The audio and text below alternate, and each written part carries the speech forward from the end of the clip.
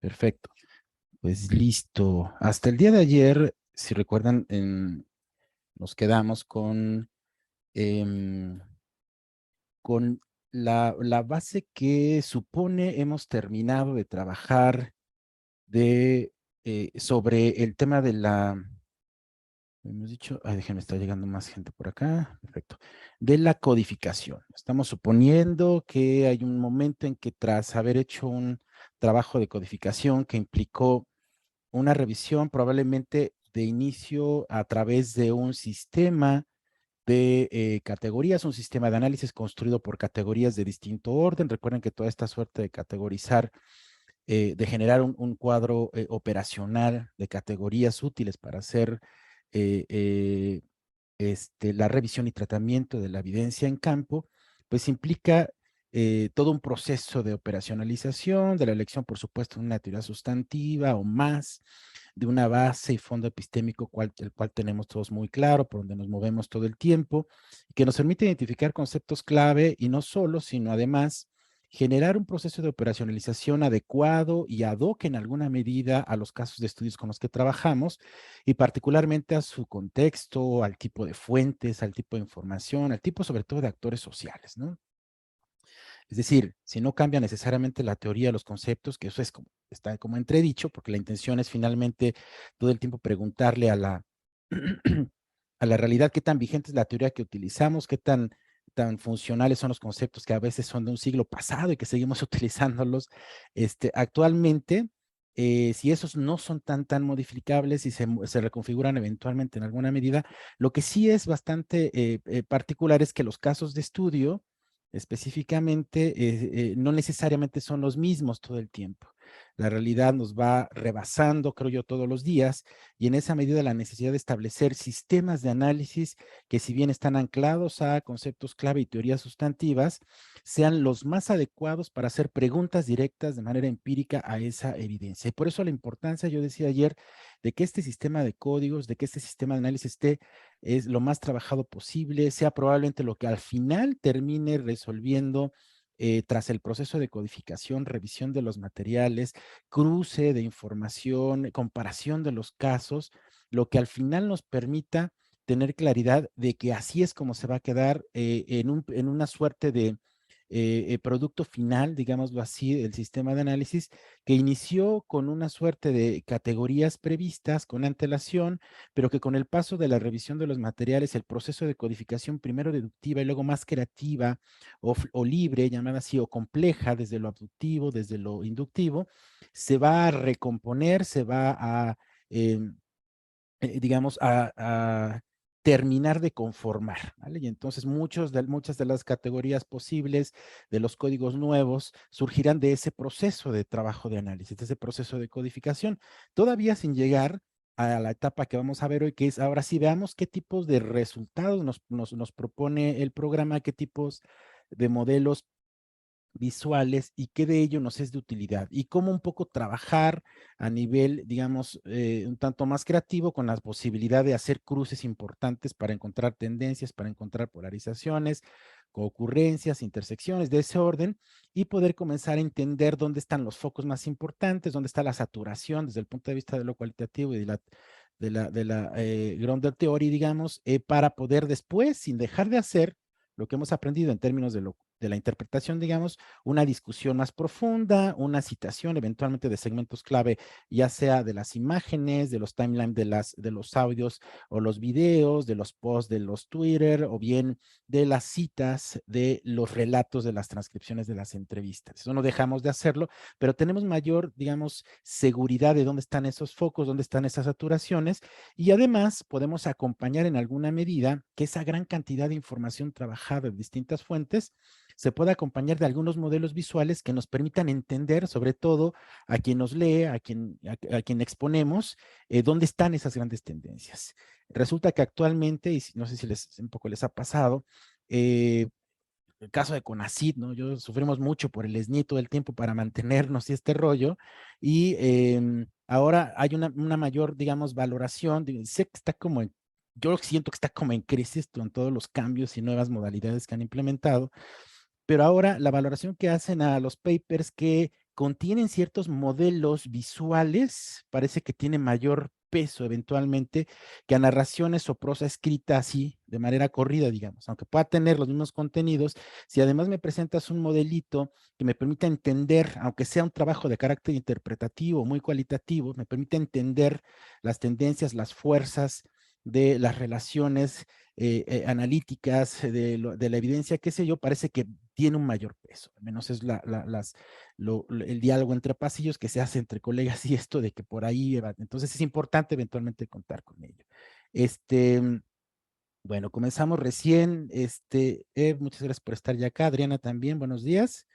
Vamos a continuar, ya estamos grabando y quedamos en que iniciamos diciendo que suponiendo que hemos terminado de hacer todo ese proceso que decías el más complejo de codificación que implicó una revisión exhaustiva de los materiales y la conformación final de un sistema de códigos que es nuestro sistema de análisis con categorías clave importantes, con indicadores o subcategorías, según decidamos, deban aparecer ahí por sus contenidos, por su tendencia o el peso, recurrencia de aparición en los materiales, es con lo que vamos a terminar. Y decidir también si en ese proceso nuestro sistema de categorías son las que queremos, con las que queremos finalmente comenzar a dar una suerte de resultados y de discusión, si su condición de primer nivel es la adecuada, si las podemos convertir en una subcategoría de mayor peso, si queremos pertinente generar una subcategoría de la categoría también, saber que eso es así, si alguna de ellas definitivamente creemos que debería desaparecer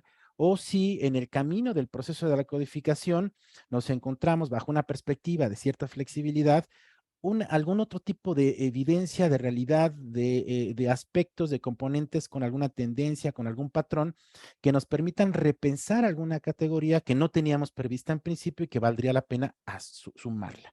Estamos como un poco en ese término. Digamos que hemos terminado todo eso. ¿Qué sigue? He trabajado con todos mis materiales que están organizados, agrupados, ya dijimos, en unidades de análisis o de observación, que van a dar voz a grupos de actores o a grupos de casos o a casos individuales, según sea el alcance de nuestra investigación. Y por otro lado, tenemos ya un sistema analítico. Entonces, una vez que terminamos, vamos a ir trabajando algunas de las principales estimaciones que me va a proponer el programa y que yo voy a ir considerando su utilidad según los objetivos específicos que estoy persiguiendo. ¿De acuerdo? Vamos a ir como por esa vía para tener esa claridad. Déjenme de una vez poner en la lista que me pidieron asegurarme de quiénes estaban por acá e irla colocando. Entonces, creo que acaba de llegar también Marcela.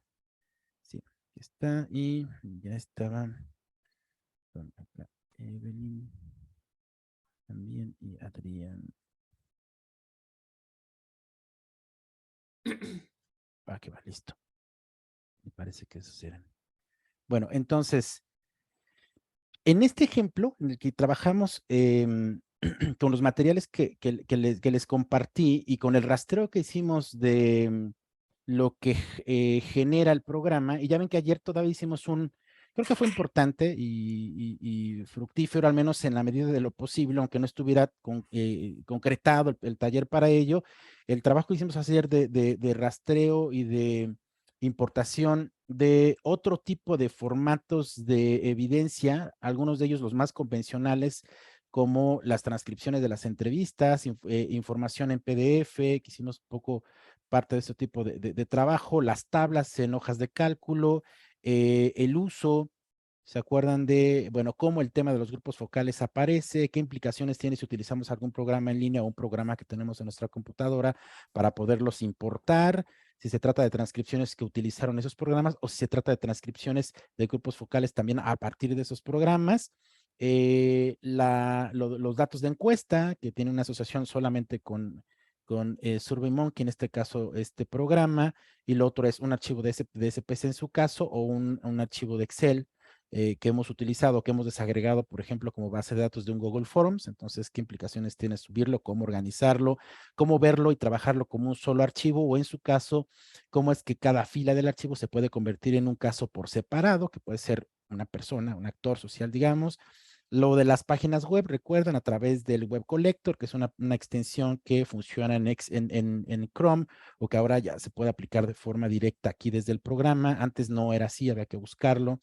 O desde una lista en Excel con los enlaces URL, o directamente ir agregando las URL en un campo que nos abre. Lo del texto estructurado, que tiene que ver un poco con código fuente, con documentos codificados. El de la tabla Excel, que es el que ya había repetido, que está en la herramienta de textos, tablas, PDFs y tablas, perdón, y que está también en datos de encuesta. Y el de los datos bibliográficos. Les regresé alguna información y un video por ahí que propone el propio programa y su canal para cómo trabajar los datos bibliográficos. Ojalá tengan tiempo después de echarles una mirada, una revisada, es muy sistemático y comienza desde las partes más, digamos, teóricas, ¿no? Implicaciones de ordenamiento, de conceptos y el uso eventualmente de alguna de las posibilidades de los programas para hacer las fichas, si es EndNote, si es ProSite, si es Mendeley, cualquiera de todas ellas va a aparecer en ese sentido. Entonces, ¿cómo tratarlos por esa vía? Entonces, veremos qué tal les va por eso, pero es como muy explícito. Lo mismo será al final, les comentaba yo, les voy a pasar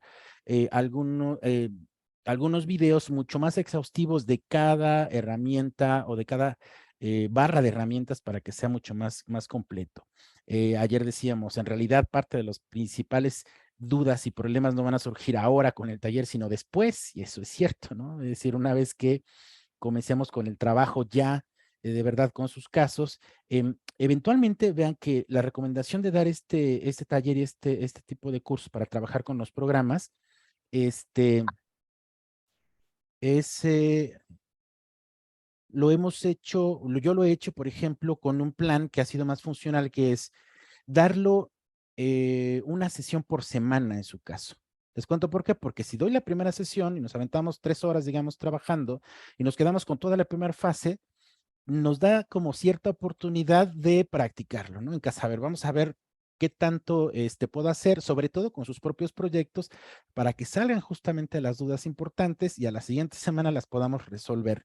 Y así ha sido un poco más funcional, ¿cierto? Estamos hablando de la semana específicamente de Comexo, entonces está en ese marco, difícilmente podría ser. Ahora, no es un gran problema, les decía ayer y les reitero nuevamente, la posibilidad de que nos mantengamos como en contacto por las redes o que armemos un grupo, está ahí abierta absolutamente para que mantengamos comunicación y por cualquier razón podamos eventualmente echarnos la mano allí, apoyarnos, tips y demás con los proyectos y con las dudas que surjan eventualmente con el programa, una vez que comiencen ustedes ya a trabajar de lleno con él, ¿no? Y a explorar muchas cosas. Muchas se nos van a quedar sueltas, eso es cierto. En realidad el taller tendría que darse este curso, implica, vamos, el curso yo le he dado en un semestre completo, porque implica trabajar como muy de fondo cada proyecto y surgen muchas cosas, o por lo menos en un periodo más o menos amplio de varias sesiones, digamos, ¿no? Y periódicas para que haya posibilidad de practicarlo. Entonces, difícilmente podría quedarnos en 3, pero sí será interesante, importante que pueden comenzar a explorar y hacer algunos ejercicios prácticos que les permitan a descubrir cosas que van a ser importantes, interesantes y sobre todo a identificar problemitas, dudas y cuestiones. Y eso lo podamos seguir resolviendo, ¿vale? Entonces, bien, ¿cuál sería la primera recomendación para comenzar a generar algunas estimaciones y resultados que me empiecen a generar algunas dudas, algunas preguntas y a generar también algunas rutas para crear rumbos sobre a dónde puedo ir, qué puedo proponer y qué puedo desarrollar ya en una suerte de resultados o de discusión? La primera sería que había yo comentado, todo lo que construyamos en el sistema de códigos, que sea esta cantidad de categorías con subcategorías y subcategorías de las subcategorías, si es mi decisión, el sistema de códigos de este programa propone hasta 7 niveles de subcategorías si así lo quisiéramos, ¿vale? Ojo, es bien importante pensar que si yo construyo un sistema de categorías eh, con subcategorías de subcategorías de subcategorías, o subcódigos de subcódigos, subcódigos, o indicadores de los indicadores de la categoría, de lo que ustedes quieran, como le querramos llamar, subvariables o qué sé yo, se complejiza más a la hora de crear los modelos visuales. Es una red más compleja, bastante mucho más compleja y a lo mejor no es tan conveniente. En su caso habría que pensar, no sé, yo creo que la recomendación más útil de trabajo es, tengo categorías principales, tengo subcategorías de esas categorías principales y en algunos casos tengo una subcategoría de la subcategoría, algunas subcategorías. Me es preciso porque quisiera tener claridad sobre cómo viene la ruta de un concepto clave más amplio y a dónde llega y cómo se deconstruye. Es mi interés, es mi intención. Ah, perfecto, está muy bien. Hasta ahí. Ya un cuarto nivel de categorías puede ser, desde mi punto de vista, sin mucha utilidad. Les cuento por qué. Porque de todas maneras, yo no dejo de pensar que las categorías que estoy utilizando y su nivel que propongo en este proyecto, en este programa, siguen perteneciendo, están de acuerdo, a categorías mucho más abstractas y más grandes, a conceptos mucho más amplios, que aunque aquí no aparezcan, chicos, chicas, que aunque aquí no aparezcan, yo no dejo de pensar en ellas y las tengo finalmente en mis escritos. O sea, parto de esos grandes conceptos, de esas grandes teorías sustantivas, digamos, y las desarrollo, pero en el proceso de deconstruirlas y de encontrar dimensiones por las cuales agarro una ruta de análisis y de identificar categorías más operativas y subcategorías, la forma más fácil de trabajar de manera más directa con los materiales, con la evidencia, es esas categorías, las que están más cercanas a relacionarlas con los materiales, no los grandes conceptos clave, no las categorías más abstractas. Por eso siento que ya no hay mucho sentido, a menos que estuviéramos pensando en un trabajo muy diagnóstico. Y cuando me refiero a muy diagnóstico, a lo mejor algo demasiado empírico, bastante empírico. Les contaba yo creo que en la primera sesión que un trabajo de una experiencia que hicimos para poder analizar un tema de seguridad en CU nos lleva un poco a pensar que creamos un sistema de códigos donde nuestro interés era un poco crear un diagnóstico acerca de cómo se vive el espacio en CU. Y ustedes saben, en CU es muy grande, entonces la bronca de estarse moviendo entre facultades, entre institutos, requiere en algunos casos de moverse en transporte, ¿no? Usar el Pumabús o pedir un taxi o un Uber o algo así, o caminar grandes tramos. Y eso, digamos, fue una idea para poder comenzar a generar un diagnóstico acerca de la seguridad, de la movilidad al interior, de cómo se siente andar por estos lugares dentro de CU y cómo esto genera un tipo hasta dónde se crea un tipo eh, de topofobias a ciertos espacios y por qué razones.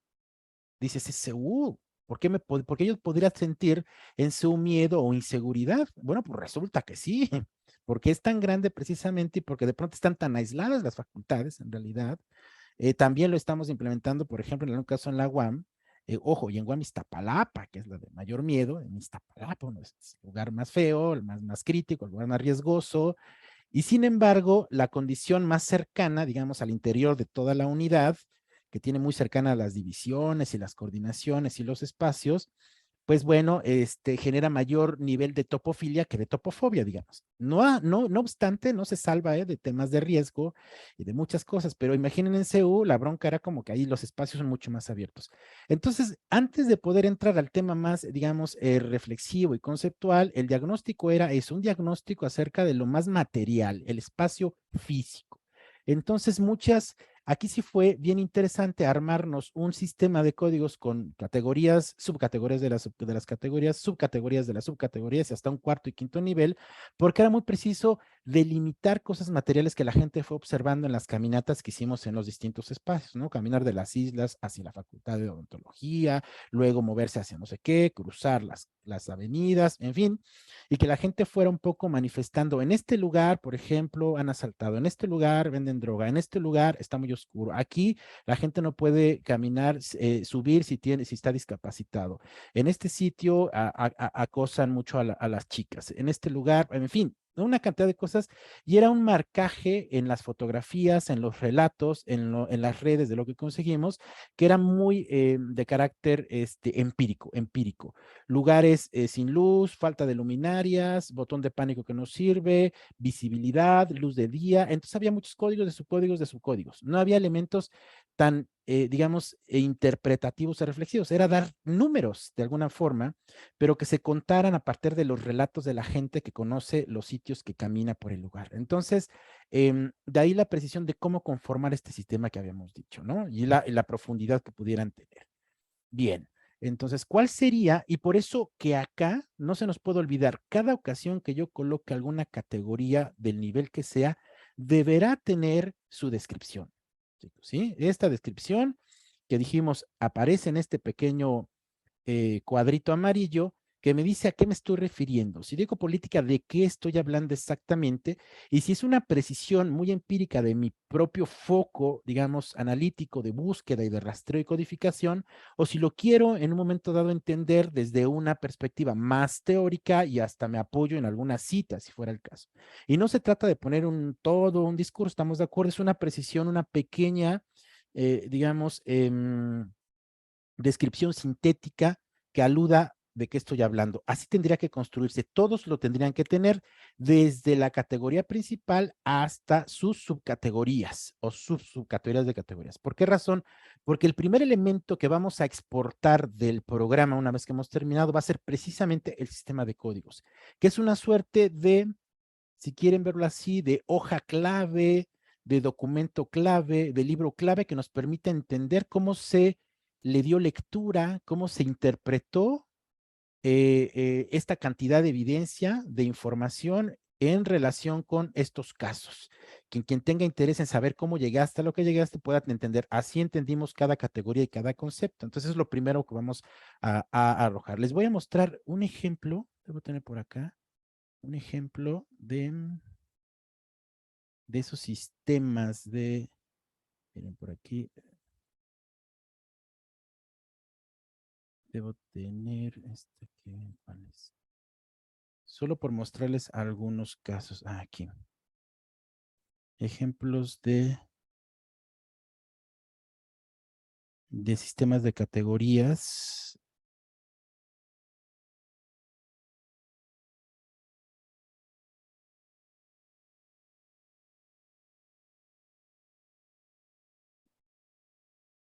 Y que en algunos casos, digo, no, nunca quedan de la misma manera, pero la intención es poder pensar cómo esto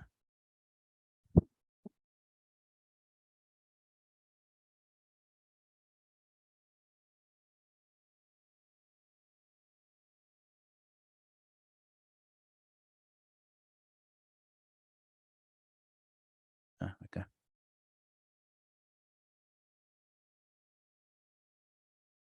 Sistema de proyecto.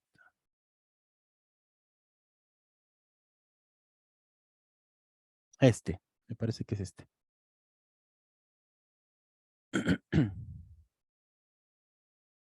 Vean, esto un poco de lo platicaba hace un momento. ¿Se recuerdan que ayer les platicaba de un proyecto que hice en las plazas del centro histórico? Entonces, el tema un poco de cómo se apropiaba el espacio y qué tipo de emoción generaba, qué tipo de condición humana, digamos, generaba la apropiación del espacio público en estas plazas. Yo lo trabajé, vean, en tres grandes categorías, nada más. Una cosa que se llama topofilias, otra que se llama topofobias y otra que se llama toponegligencias. Esta ya hice un compuesto ahí de conceptos. Por supuesto, esto no me lo inventé, ¿están de ¿Nos acuerdo? estás mostrando eso, perdón? Sí, ¿no se ve? No, estamos ¿No? en bueno, yo solo veo la página anterior donde está azul, rojo, política, edad, precio. Ah, ok, vamos a ver, No sé si los demás. No, de hecho no había cambiado. ok, intento otra vez compartir y me dicen, aquí el tema con Zoom luego es un, ya, aquí ven esta página, este Word. Ahora sí, Sí. Ahora sí, sí. va que va. Entonces les platicaba yo, utilicé yo tres grandes categorías analíticas que surgen, por supuesto, si yo contextualizo y de dónde surgieron estas categorías y estas subcategorías, tendría que contarles un poco de una perspectiva de la geografía más humana, del trabajo socioterritorial, de una gran línea sustantiva teórica de la geografía humana que se llama territorialidad y del sentido del lugar. Bla, bla. Todo eso lo sabemos nosotros, cada quien sabe cómo se mueve teóricamente hablando, pero aquí yo me voy a referir solo a las categorías más operativas que me fueron funcionales para el trabajo de la investigación y el análisis. No dejo de pensar, por supuesto, de dónde viene todo ello y su explicación, ciertamente, pero ahora estoy solamente en ese punto. Y vean, yo utilicé solo tres grandes categorías, les decía una que es las topofilias, las topofobias y las toponegligencias. Y para cada una de ellas, por ejemplo, para topofilias, crea algunas de sus principales subcategorías. Muchas de ellas, por supuesto, apoyadas en parte de la teoría que conozco. Y bueno, todas debieron tener una descripción como tal. Vean, es una descripción realmente sintética. Hay un libro que se llama así, tal cual, que es de Tuan Yifu, un chino-americano dedicado a la geografía humana, digamos, y que habla mucho de la idea de la emoción, de los sentimientos, de las geograficidades, que es un poco digamos, el vínculo que generamos afectivamente con el espacio que habitamos, nuestra casa, nuestro lugar de trabajo, la propia universidad, y cómo eso va constituyendo un sentido de pertenencia y a lo largo una identidad fortalecida. Por esa suerte, digámoslo en una sola frase, de amor que generamos con el entorno o el espacio que habitamos, o del no amor, ¿no? Es porque puede ser al revés, digamos. Entonces, hay un libro completo. Evidentemente, yo solamente puse aquí lo que me parece más pertinente, fundándome, por supuesto, en este autor para decir qué son las topofilias, cómo se constituyen y luego cómo hay algún tipo de categorías o subcategorías que corresponden a esas topofilias que abonan a ella. Porque la topofilia, aunque es en términos generales el amor al espacio, digamos, y cómo se va construyendo afectivamente, hay muchos niveles de ello. Por ejemplo, la más fuerte es la topolatría, que es un nivel de amor al espacio muy, digamos, casi ritualístico, ¿no? O sea, si pienso en grandes espacios a los que les tengo un nivel de afectividad importante, a lo mejor pienso en la iglesia, a lo mejor pienso en mi casa, a lo mejor pienso en lugares muy históricos que me representan de alguna manera, y no para todos, estamos de acuerdo, resulta lo mismo. Ah, sí, por supuesto que se los voy a compartir. De hecho, el texto se llama así Topofilia, y el nombre es Tuan Ji Fu. En un ratito lo voy a escribir acá y se los voy a compartir. Es más, el libro por ahí lo tengo, les comparto el PDF, ¿vale? Bueno, entonces está la pertenencia, que es un nivel menor que la topolatría, el afecto, la apropiación, el apego, que es un poco más cercano, o el arraigo, que es más una herencia eventualmente de un carácter topofílico al lugar. Pero luego está otra cosa que se llama topofobias. También pongo sintéticamente qué va a ser la topofobia, perdón, que al revés, la condición de la topofobia más bien va a estar dado por el rechazo al espacio que se habita, ¿no? Es decir, el lugar que me genera, a lo mejor, las razones de las subcategorías que permiten abonar a una posibilidad de topofobia puede ser la desigualdad, por ejemplo, es decir, los lugares que me permiten identificar esa condición en la que no me siento, en donde se genera cierta exclusividad y no me siento parte de, entonces me genera una topofobia. Pero también la segregación o la exclusión, la segregación sobre todo y esta suerte de elementos de carácter topofóbico constituyen un concepto más amplio que se llama gentrificación, por ejemplo, que deben conocer esta posibilidad de aburguesar los espacios e ir en alguna medida desplazando a los originarios o a otros habitantes o practicantes. La exclusión, la desconfianza, la delincuencia, la violencia. Muchas de ellas, ojo, son construcciones que yo escribí a partir digamos, del bagaje que conozco de la conceptualización de esta teoría sustantiva, pero sobre todo porque estuve pensando mucho en el caso de estudio. Yo trabajé con espacios públicos en las plazas públicas del primer cuadro del centro histórico, el perímetro A, y entonces sabía, ya había hecho parte de las visitas, ya había hablado con la gente, hice una colección fotográfica, cómo debía más o menos entender operativamente una subcategoría que fuera apropiada para entender cómo abonaba en alguna medida. Entonces es muy abductivo, ni me referí exactamente a la vamos, descripción tal cual de Tuan respecto de estos indicadores. Algunos de ellos ni siquiera él los tiene. Él habla de topofilia en general o de topofobia en general y no precisamente de indicadores, que genera algunos que yo tomo en consideración y luego constituyo a partir de ellos. Los regionalizo, digamos, ¿no? Como dijimos, los tropicalizo y pienso en mi contexto, en mi estudio, en mi comunidad, en mi espacio, para hacerlos más coherentes y de sentido. Entonces, esa parte es fundamental para saber cómo construye esta suerte de categorías y cómo le genero descripciones precisas. Y las toponegligencias, por ejemplo, para tener una perspectiva menos dual, diría Latour, menos blanco y negro, sino un nivel de gradientes y de rugosidades, diría Milton Santos, respecto del tema, en este caso del espacio. Pensé yo en esto de las famosas toponegligencias. Es un concepto que ya había tocado por ahí en algún momento algún autor, Alicia Lindón, una argentina, respecto del asunto del espacio y que resultó más rico. Aquí yo me inventé justamente a partir del propio caso de estudio, de los lugares, de la evidencia, algunas subcategorías como la centrohistorificación. La parte más rica de hablar de toponegligencias es que hay un nivel en donde ni el espacio no me genera ni amor, ni ningún tipo de cercanía, pero tampoco necesariamente una topofobia, no me da miedo, es más bien lo que me genera es una suerte de desarraigo. Un lugar que relativamente no me interesa demasiado, ¿me explico? Un lugar como de paso, una idea como de un no lugar, diría Marc Auger. Este lugar que se constituye más bien y que Toan justamente diría, sucede en esta suerte de lejanía y de indolencia que la gente tiene con los espacios, probablemente por la inseguridad, probablemente si ustedes quieren, la individualidad, lo que ustedes quieran, pero no hay un nivel, digamos, de experimentación de vínculos con el lugar.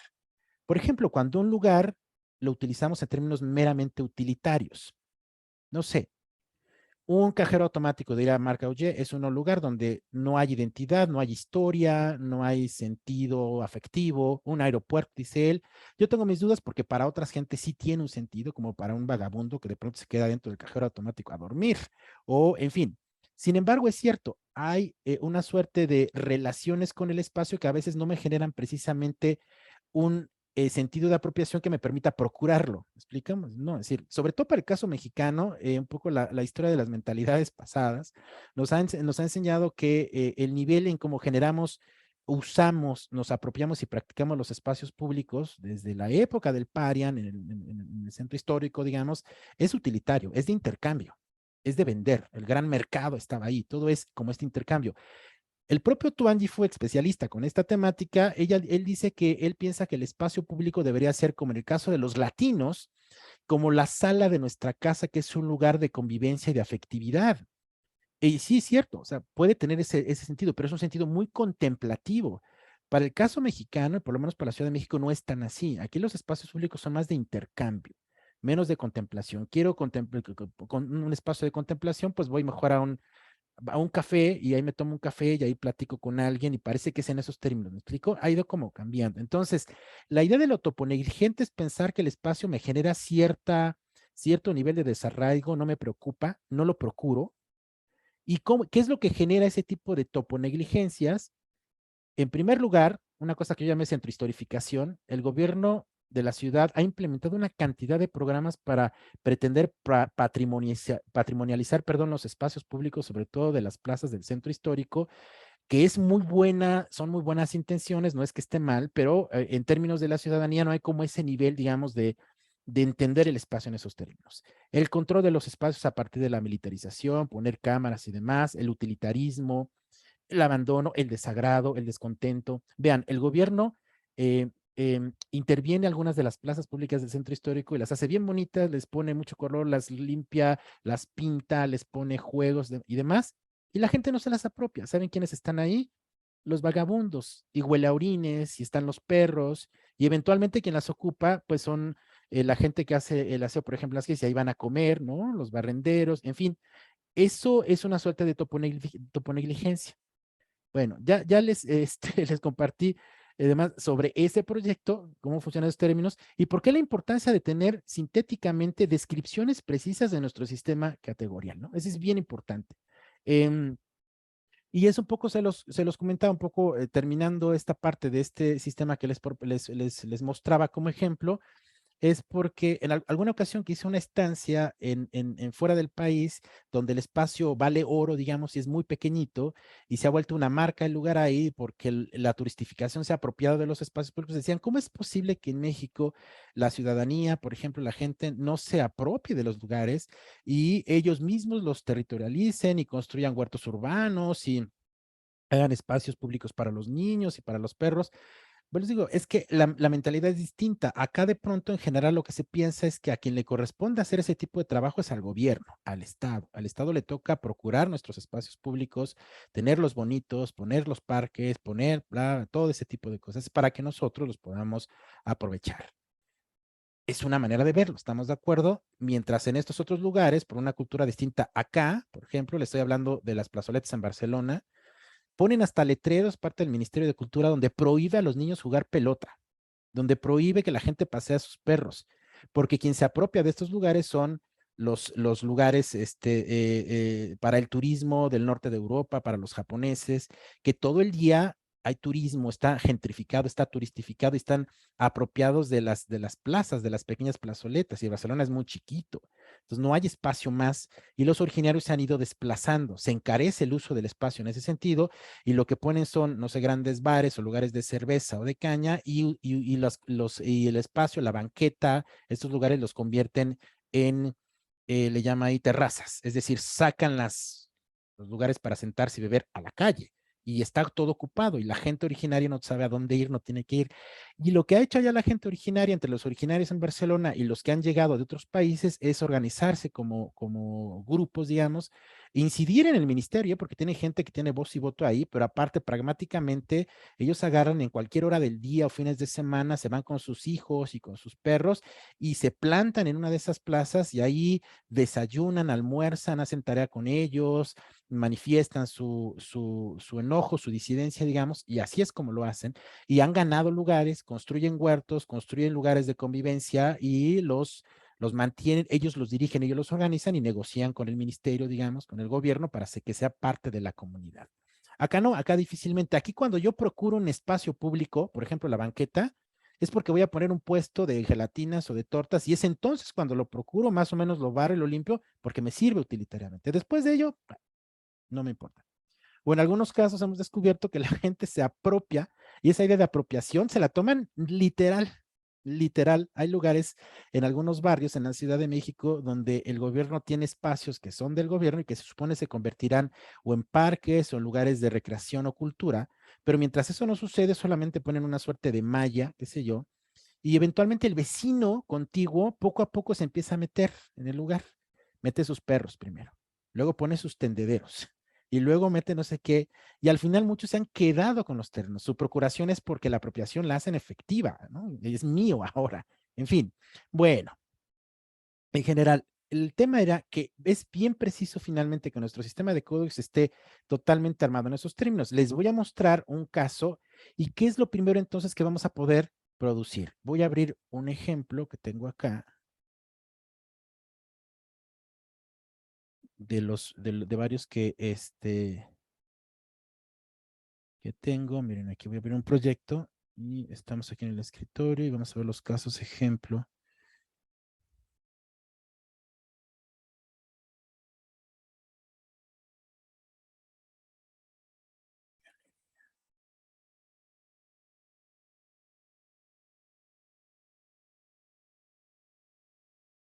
Aquí están ejemplos y este.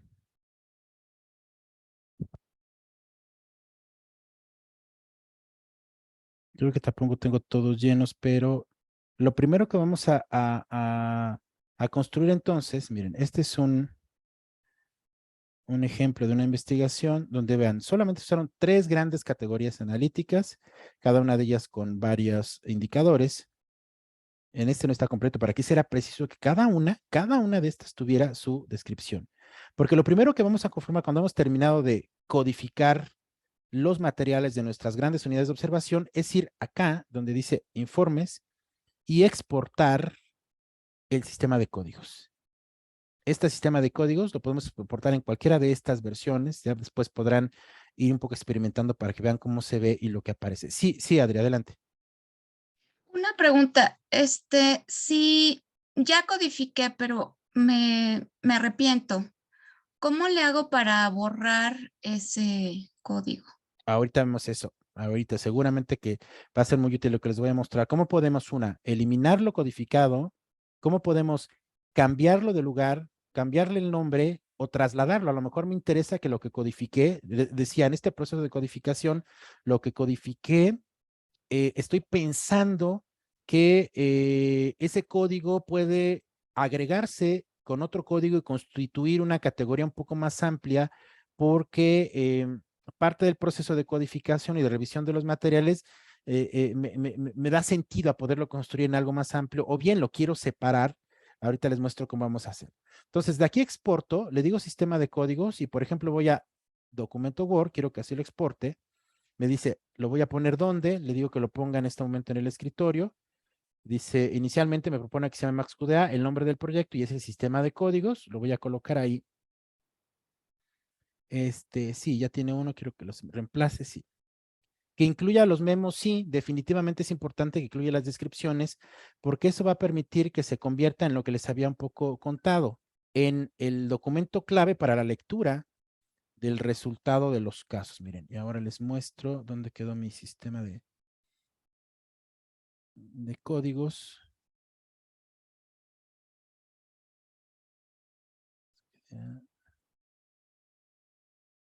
Ah, es este.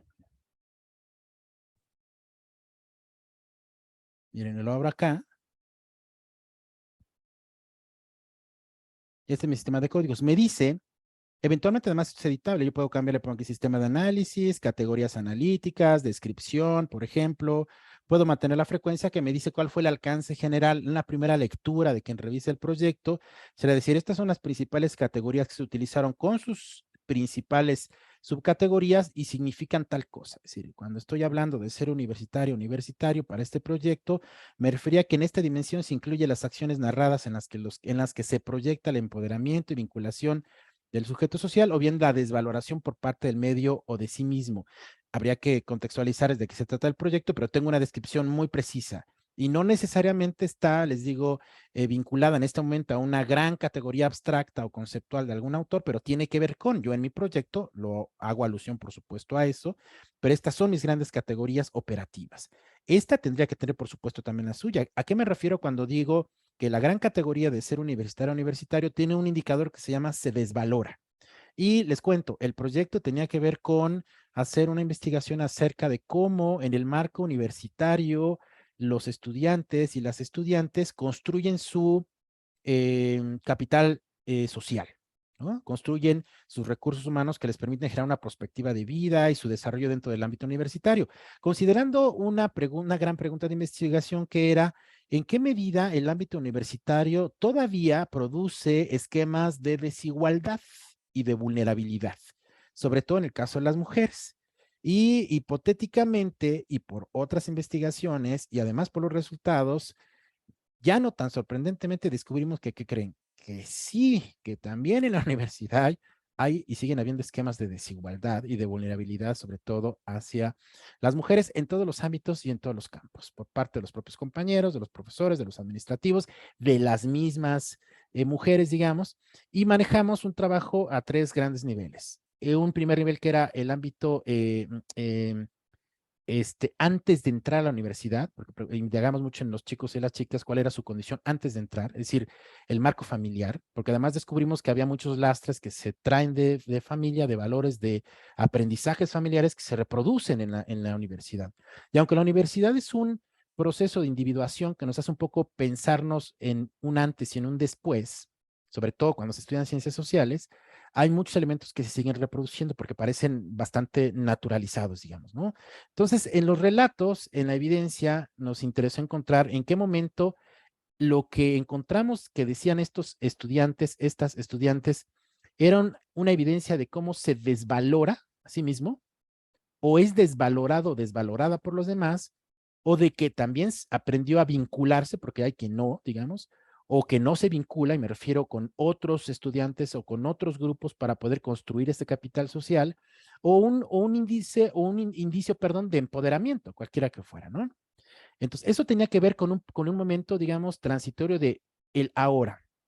Pensamos en un antes de la universidad, que era el contexto familiar, luego en un ahora, cómo estoy siendo universitario, y en un sentido prospectivo de vida, un cómo me veo después de la universidad.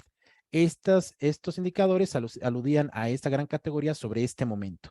Y el sentido de familia, dice aquí, esta dimensión resultó un eje central de origen y de condicionamiento de vulnerabilidad, sea esta padecida o ejercida por o sobre la otredad, es decir, sus principales evidencias se ligan a un fatal y negativo arraigo familiar, seno en que se determinan formas de reproducir cuadros críticos de desigualdad, en fin, intentamos indagar cómo es que ciertos, les decía, valores, esquemas, lastres, buenos o malos, qué sé yo, pero formas que uno reproduce, que ha aprendido en la familia, aparecieron. Y aquí era un poco contarnos cuál era la condición, les preguntábamos a todas ellas y ellos, en la que se encontraban cuando decidieron entrar a la universidad. ¿Qué implicaciones tuvo?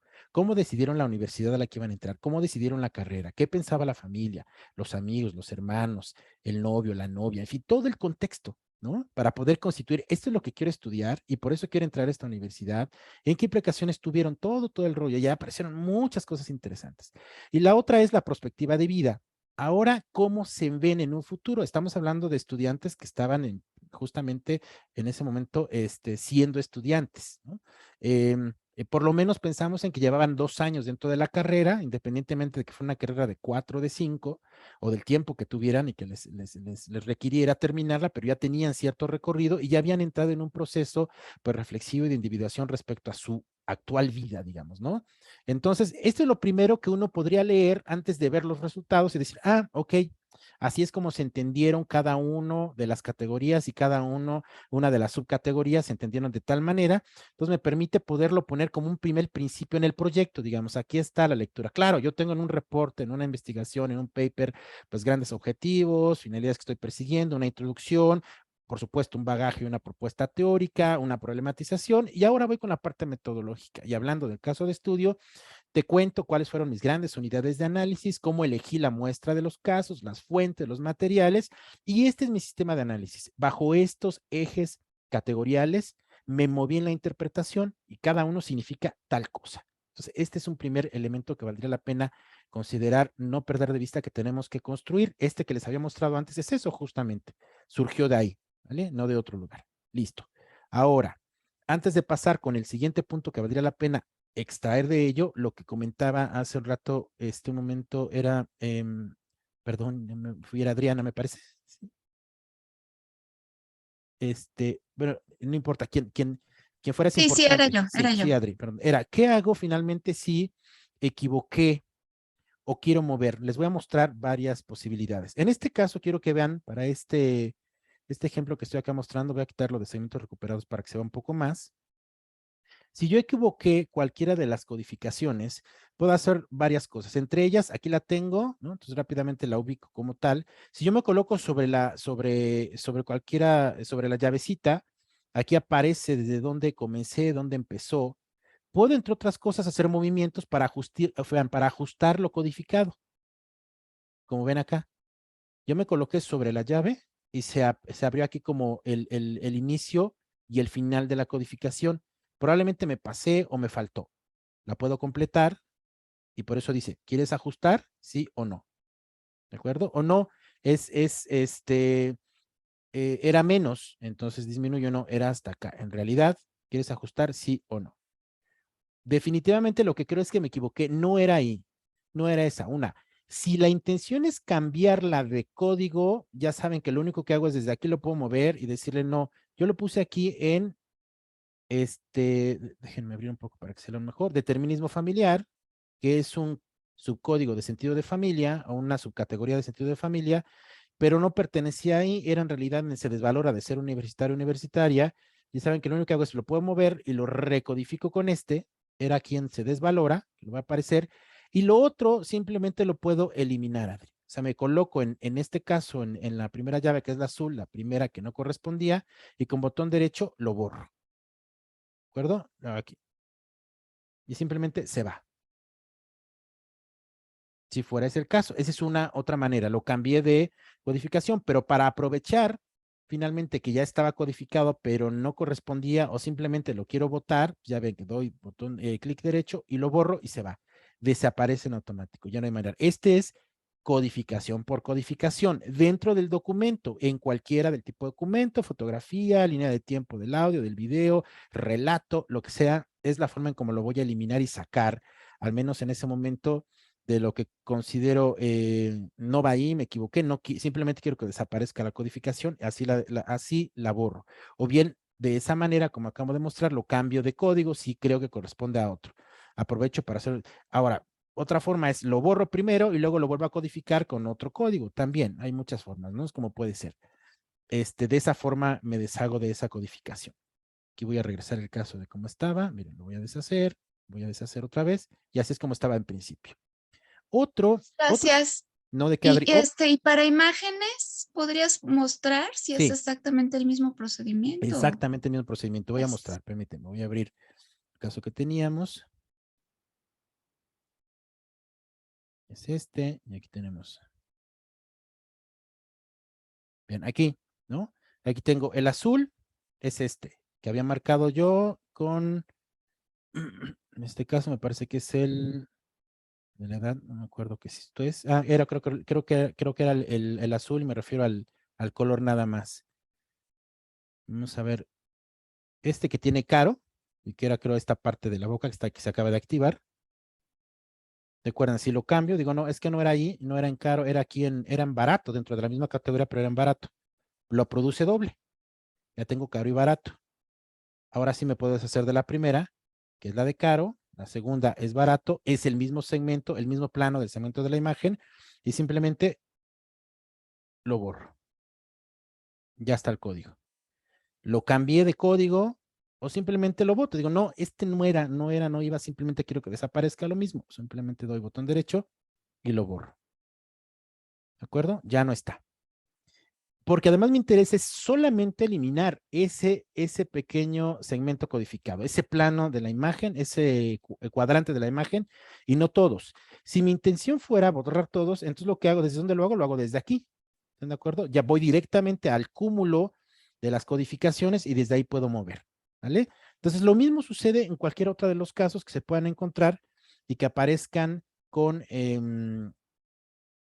con codificaciones específicas, ¿vale? También lo podemos hacer entonces en la línea de tiempo, en la línea de tiempo del video o del audio, en los pods, como ya vieron que de las redes, que es relato escrito, así que se hace de la misma manera.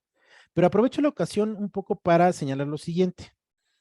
Imagínense que dijimos, hemos terminado el trabajo de codificación y ya tenemos un sistema más o menos funcional con todo el trabajo de revisión, creación de nuevas categorías, conjunción de algunas de ellas en una nueva categoría más importante, de construcción de alguna de ellas en subcódigos más específicos, es decir, en subcategorías más concretas. Aquí está todo.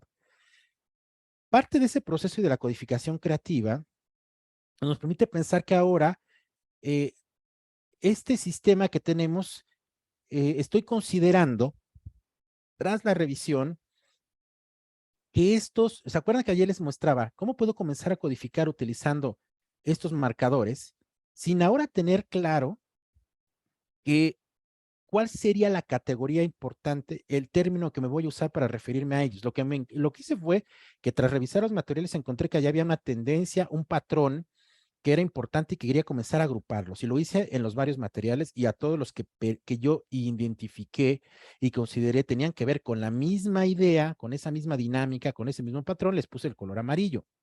Y luego encontré otros que no iban por esa vía de lo que encontré en el amarillo, sino iban por otra, pero también se convirtieron en una secuencia importante, en un patrón. Los puse en azul y otros en rojo. Y en otros hasta utilizamos los emoticons, que vimos que era como medio divertido usarlos y qué posibilidad tenía tener de utilidad en una investigación. Pero ahora ya es preciso que yo defina qué va a pasar. No se pueden quedar con amarillo, azul o rojo. Entonces tengo que pensar. Tras repensar y considerar que azul, ojo, y rojo pueden ser casos en una sola categoría y los tengo por separado, y aquí, bueno, tengo pocos, tengo en azul uno y tengo en rojo otros. Quiero pensar que voy a construir un solo nombre y resulta que para azul y rojo, que puede ser una sola categoría, en este voy a cambiarle el nombre y le voy a poner que en realidad lo que hay en azul y lo que hay en rojo constituyen otra categoría que se va a llamar colores, por decirlo de alguna forma. Que ya tenemos aquí colores, pero este es colores. Pensemos que es otro concepto, cualquiera que sea. Es más, lo voy a cambiar para que se parezca el color de abajo y le voy a poner matices, ¿no? Matiz. Esto va a ser lo que va a considerar. Y creo que los dos caben ahí. ¿Qué puedo hacer? Ya no es azul, ya es matiz, pero lo rojo va a entrar en matiz. Varias formas que puedo hacer. Aquí puedo irme a rojo y decirle botón derecho y le voy a decir, quiero que muevas los segmentos codificados de ese lugar y los voy a colocar en otra. O los puedo copiar, ojo, Copiar significa una cosa, moverlo significa otra. Los voy a copiar porque inicialmente mi interés está en deshacerme de ese código con esas codificaciones y más bien sumarlas al anterior código que acabo de mencionar y hacerlo uno, que es una aglomeración de ambos y más fuerte, sin perder las codificaciones. Entonces les digo, por favor, muévelos. ¿Listo? Y ahora me voy a este nuevo que le puse un nuevo nombre donde voy a unir los dos, que es Matiz, doy botón derecho también y dice pegar. Quiero que vean donde dice pegar. Dice pegar segmentos codificados desde rojo, que es donde estaban. Cuando yo le doy ahí clic, me dice mover los segmentos. Sí, quiero que vean lo que va a pasar con los segmentos de rojo, que aquí dice 3. Le digo OK. Ya vieron, los números desaparecieron, los que eran 3 se quedó en ceros y quedó todo en 4. Sumó los casos. No perdí las codificaciones, siguen en los mismos lugares, pero abonaron específicamente a la nueva conceptualización. Espérenme, denme un minuto, por favor, tantito que me están tocando acá la puerta.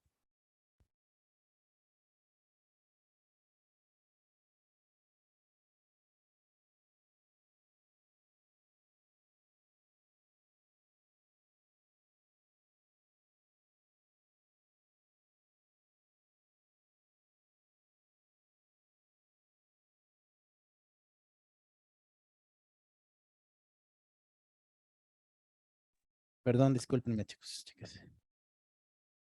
¿Vale? Entonces, esto es. Vean lo que hicimos. ¿Y ahora qué puedo hacer con rojo? Ya me puedo deshacer de rojo. Ya recuperé, ya hice, lo deshago desde acá, vean, pero borro todo el código y ya no tiene codificaciones, no tengo ningún problema. Borro todo. Recuerden que tenemos acá la flechita de regresar si por alguna razón y se fue, lo regreso y está. Y que también tenemos los backups que se van conformando en las versiones pasadas una vez que cerré el proyecto y cada día hace uno. Una vez que abrieron, no sé si ahora les pasó, al abrir su proyecto les dice, voy a hacer un backup de, y uno le dice que sí o que no. La recomendación es sí, sí, sí, no importa, nos deja abierta la versión más reciente, todo lo que le movamos a partir de ese momento que hicimos el backup va a ser uno nuevo para mañana. Así que si por alguna razón quisiéramos revisar alguno pasado, regresamos al archivos de programa donde genera la base y carpeta donde todo se guarda y allí vamos a encontrar. Y si no, regresamos aquí de forma directa. Otra manera es, estoy pensando que lo que puse en edad también tiene que ver con política, pero no quiero deshacerme de ese código de edad ni de lo codificado. Entonces está la otra opción, ¿recuerdan? No es mover, sino copiar. ¿Se acuerdan que dijimos copiar? Los voy a copiar porque estoy considerando que esos también tendrían que estar aquí dentro de política. Es decir, están codificados con edad, pero también están codificados, según yo creo, tienen que ver con política. Y en el momento en que yo fui codificando, no encontré esa relación. Pero ahora sí, pero ¿cómo me doy cuenta? O sea, a lo mejor porque voy y reviso. Vean, voy acá a política. Recuerdan que cuando damos doble clic aparece este recuadro y me va mostrando cada segmento, cada recuadro de la imagen o cada línea de tiempo en la cual yo decidí codificar de esa manera. Estos son los tweets, por ejemplo. Cuando yo reviso y veo, leo lo que te digo, no, yo creo que esto también tiene que ver con edad. Y no lo codifiqué. Lo puedo hacer en ese momento.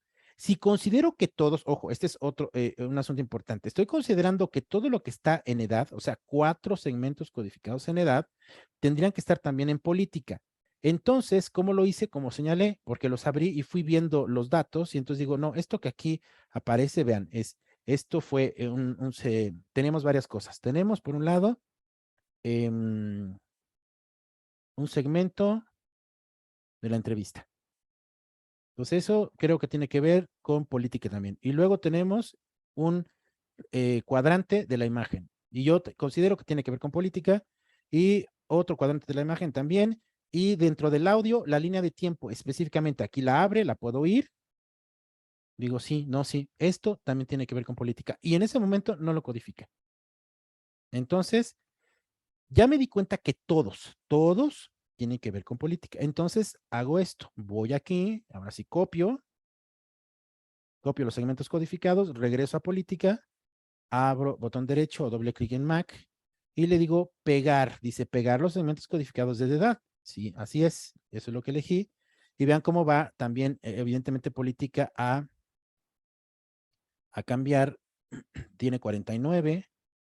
Le digo pegar y ya subió a 53. ¿de acuerdo? Pero no perdí los casos de edad, ahí siguen. Pero ¿qué tal si de lo que me di cuenta es que en regular que tengo 19, cuando los reviso, ayer hablando un poco de la opción de otros que veíamos con Mireya sobre cómo decidir ahí, me doy cuenta que parte de las cosas que aquí tengo, vean, algunas de ellas deberían estar también en otros. Es más, el tema es que deberían estar en otros, pero no todos, son solo algunos. Entonces, ¿qué hago ahí? Aquí no puedo hacer lo mismo que hice con los otros casos, decirle copia a todos los de regular y ponlos en edad. ¿Están de acuerdo? Son solo algunos que estoy pensando tendrían que estar en otros, porque a la hora de revisar los materiales me di cuenta que no, que a lo mejor ahí equivoqué la codificación, la repensé y mejor los voy a cambiar de lugar. ¿Cómo hago? Bueno, hay varias formas. Aquí utilizo justamente esta misma base que está acá para poder dar cuenta de cómo puedo mover. Y alguna de las formas, unas que a veces propone el propio, permite el propio programa es el arrastre aquí directo. ¿Vieron lo que dice? Regreso y vean, en otros hay 3.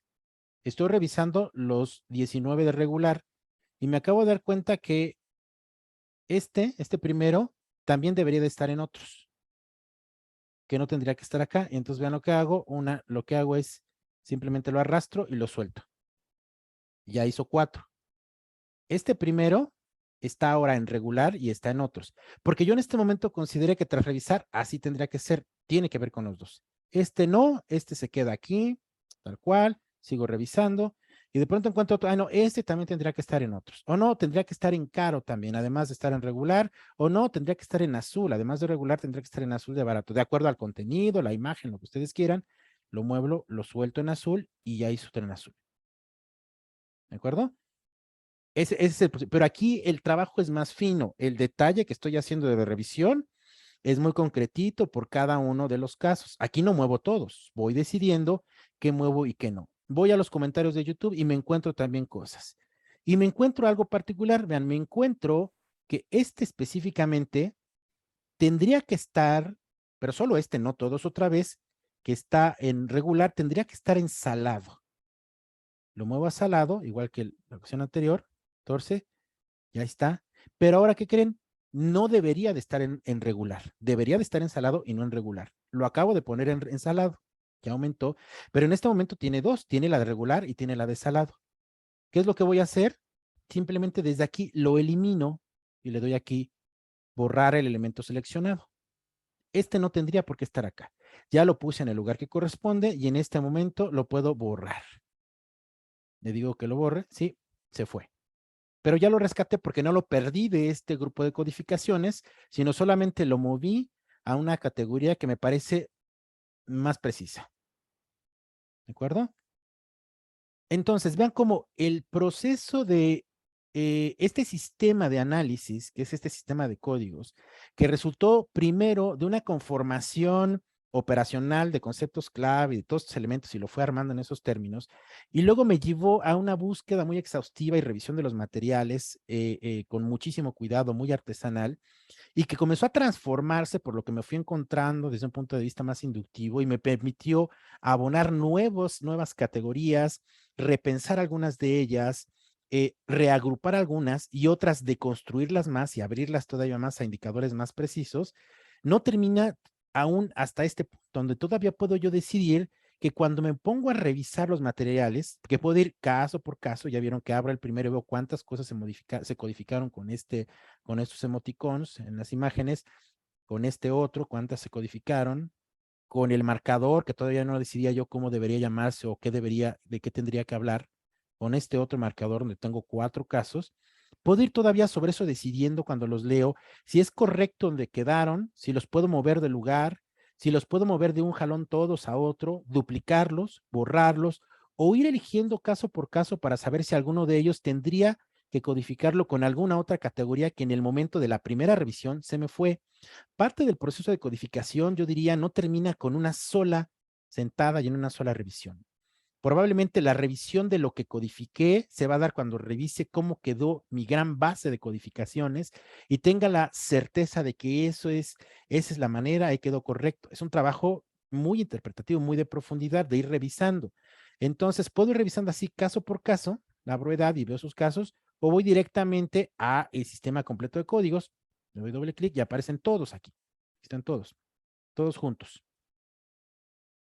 ¿De acuerdo? Es más, en algunos lo que hacen es, a ver, voy a revisar por separado. Quiero traerme toda esta base. Esa es la de todo lo que se codificó. ¿Qué podemos hacer? ¿La puedo abrir en Excel? Sí. ¿La puedo exportar? Sí. ¿Cómo lo exporto? Quiero exportarla como así, que diga el grupo de documentos de cada caso, que diga el nombre del documento.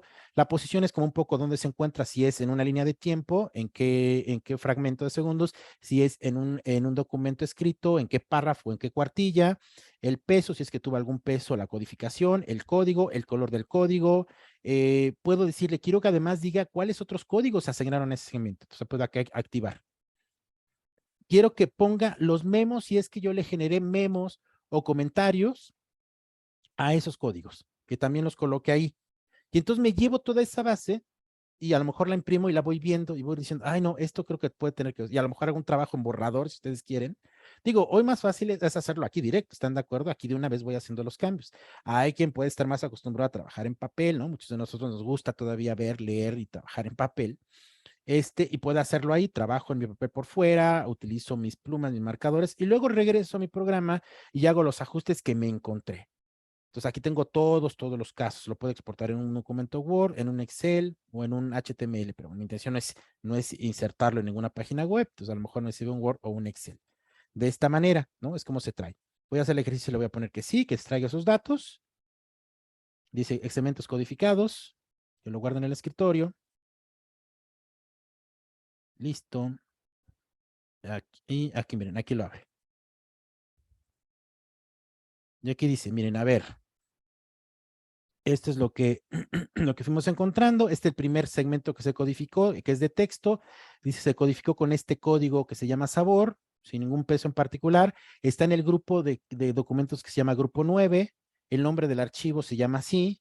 La posición es como la ubicación en donde está el término, y era uno de 4 que se refiere a las columnas y las filas. ¿Con qué otros códigos se codificó este segmento? Se codificó con otro código que se llama barato, que es un código, un subcódigo del código precio. Además del de sabor, también se codificó con este. Y luego este otro segmento, aquí están, cómo se llamó el documento, y lo va presentando. Tanto de los textos como de las líneas de tiempo, es decir, para el caso de los videos, de qué segundo a qué segundo se codificó con este código, qué otro código se utilizó, cómo se llama el documento y a qué grupo de documentos pertenece. Pues el documento se llama así, IMG-1047, y pertenece al grupo de documentos que se llama videos.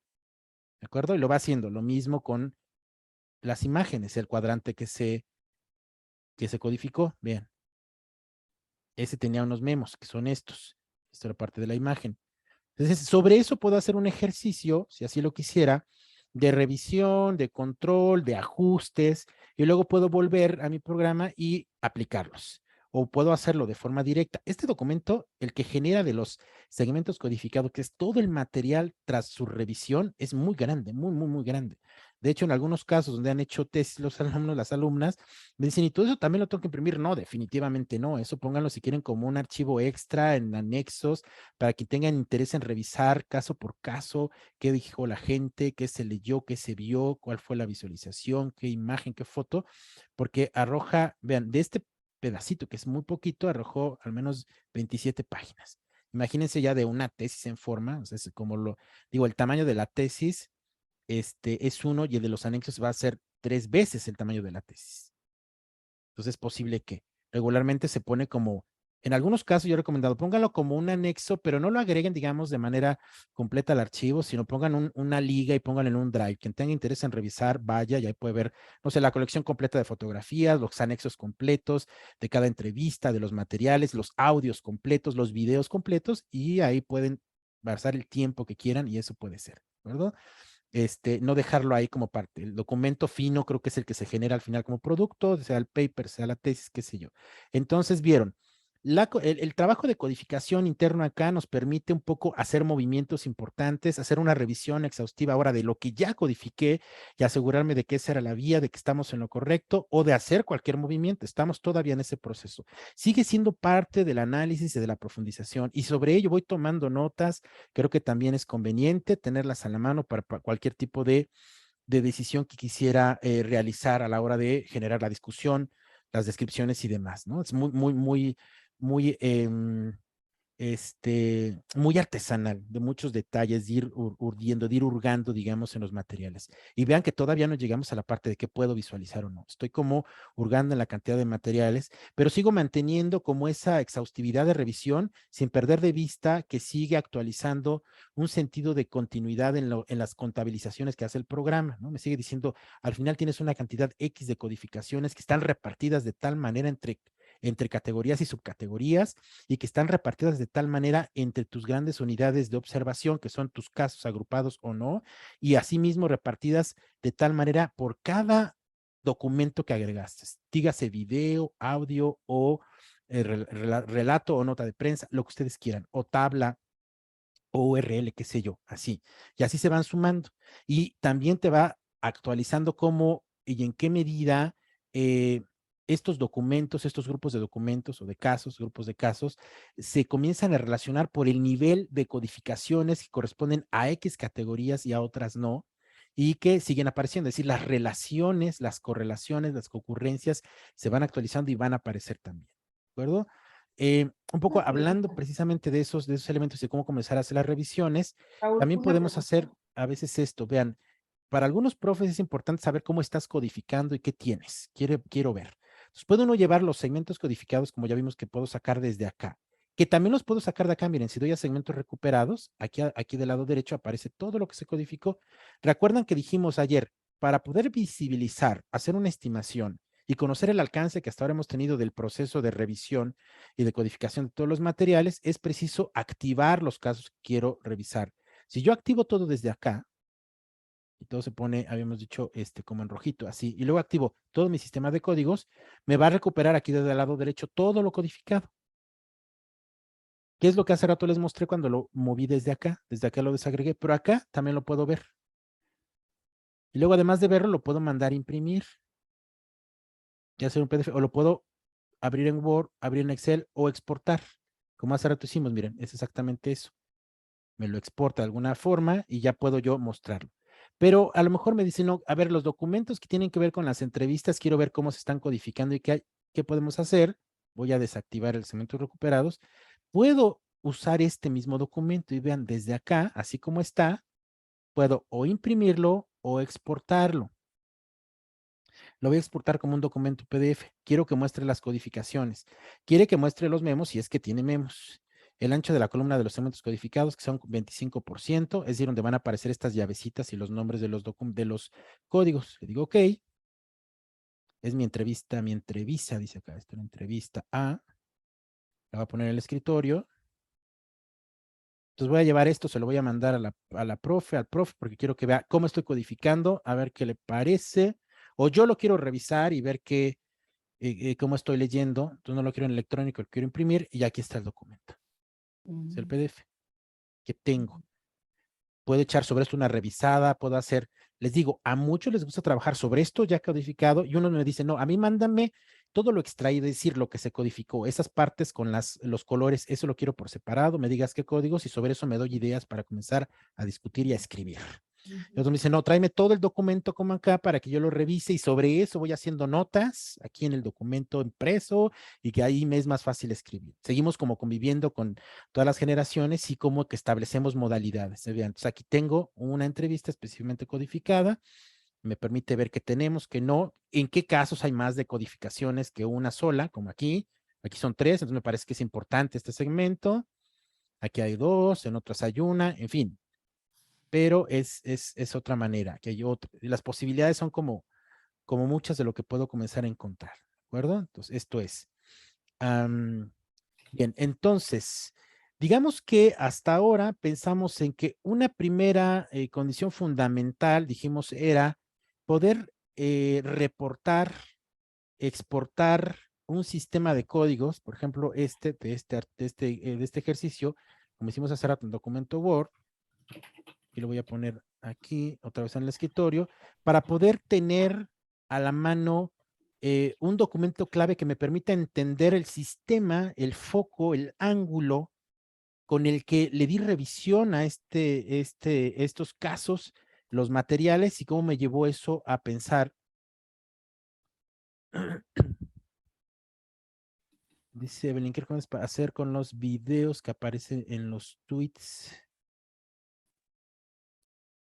Los videos, si se pueden bajar, y yo estoy considerando que pueden ser pertinentes hacer un análisis de los videos como materia prima, estaría fabuloso. O sea, lo que ayer vimos, ¿recuerdan? Mi video como materia prima o mi video como inductor, digamos, como instrumento de recabación de información, y que ahí lo que me interesa más bien, qué es lo que la gente dice cuando ve el video, o bien como resultado. Aquí pensamos lo siguiente, como resultado no es precisamente lo que va a operar en el programa, como resultado será un trabajo a posterior, digamos, como se hace en antropología visual, decíamos así, un super video que nos cuenta la historia del trabajo en la comunidad, bla, bla, bla. Acá el interés tiene dos sentidos. O utilizo el video como instrumento de recabación de información porque me sirvió para poder recabar comentarios, que es lo que nos permite hacer YouTube, ¿no? Acá. O bien, no, mi interés está en usarlo y trabajarlo como materia prima. O sea, mi video es una prueba, es evidencia. Si en el caso de lo que aparecía en Twitter, que a diferencia de lo que jalamos de YouTube, son los comentarios, se vuelve un elemento de evidencia. Primero, va a resultar un peso importante en el post, ¿no? Es decir, el video refuerza en alguna medida el tipo de tweet, retweet o de respuesta respecto de lo que se posteó. No solamente digo, sino además lo visualizo. Hay otros que lo que ponen es o un archivo multimedia que es una imagen o una URL, ¿no? Para contestar o para reforzar, suscribirme a lo que se posteó antes. Entonces, ahí lo pongo.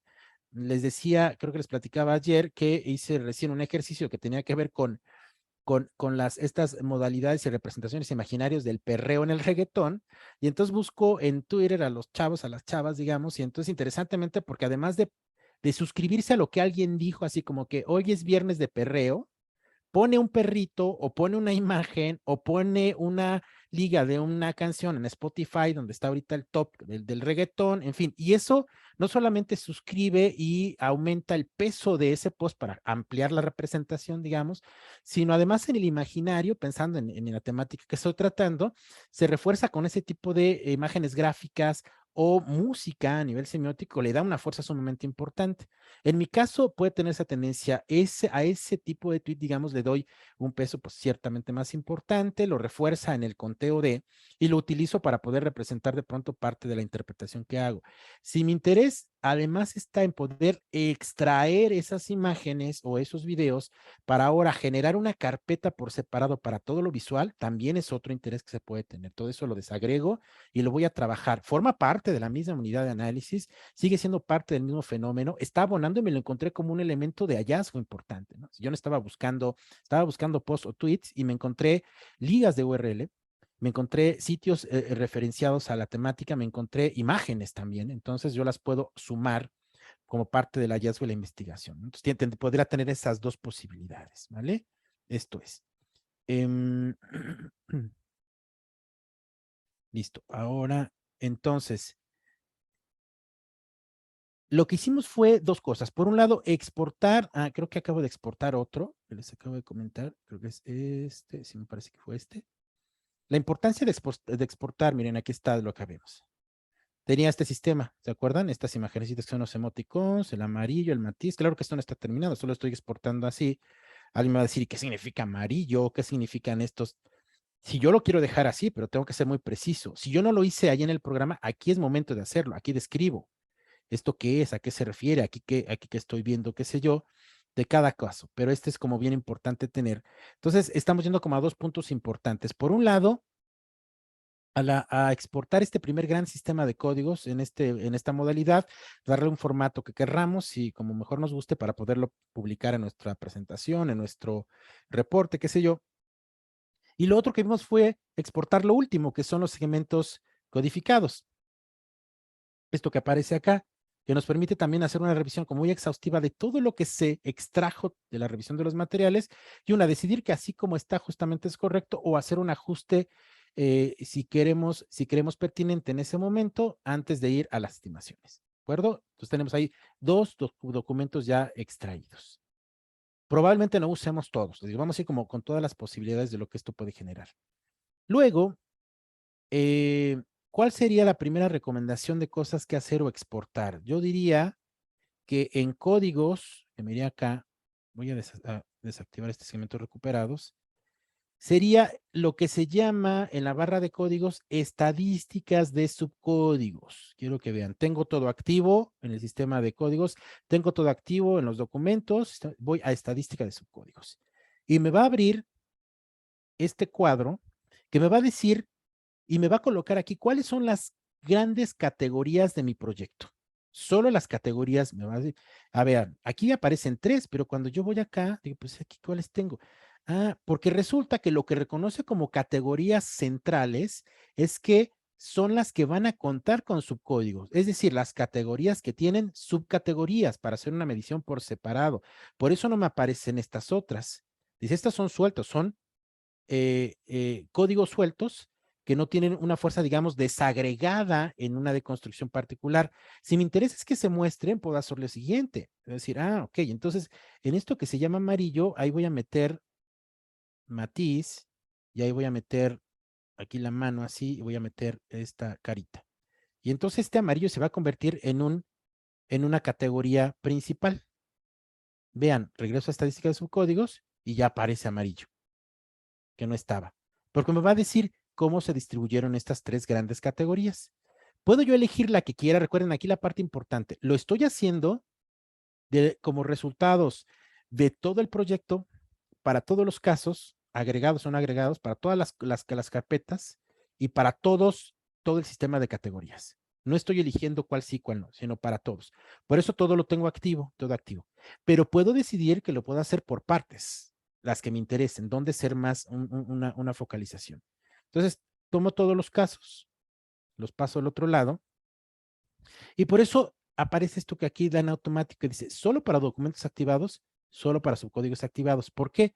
Porque si yo solamente hubiera elegido el grupo 9 y las representaciones de mujeres en UNAM, y los otros no, y solamente hubiera elegido aquí política y color y sabor, son los únicos que se iban a estimar, no otros. Por eso dice solo para ellos. Si no, lo hace en general. De hecho, miren, voy a cancelar porque aquí no tengo activado todo, vean. Solamente tengo los del grupo 9. Aquí lo que voy a hacer es activar absolutamente todo. Lo voy a cerrar para tenerlo más visible por carpetas. Desde aquí desactivo lo que está activado y vuelvo a activar todo. Ya está todo activado, aparecen las flechitas en rojos y está activado todo el sistema de códigos. Ahora sí, mi primer acercamiento es cómo funcionó a nivel general la cantidad de categorías y su alcance. Me dice, hay 3 maneras en que yo puedo representar estos resultados. Como el conteo de todos los subcódigos a partir de los documentos, contar solamente los subcódigos que resultaron más frecuentes de mayor peso, o en general hacer una estimación de frecuencia de los segmentos codificados. Yo diría que a mí lo que me interesa es esto, saber qué tanto se codificó de todos los materiales para cada categoría en general. Entonces le digo le digo OK, y lo primero que me va a arrojar va a ser este pequeño cuadro. Aquí la transición importante. Hay quien me ha dicho, oye, pero esto es como estadística. Bueno, sí, es como estadística. Es un esquema que muchas veces en el ámbito de la interpretación, de lo interpretativo comprensivo, de lo cualitativo, como querramos llamarle, nos reclaman. Es que en el ámbito cualitativo de pronto se pierde, suena muy efímero lo que se dice, resulta muy en el espacio sideral y no sé cómo aplicarlo, no veo datos como duros, es un asunto como muy simbólico, esto es muy subjetivo.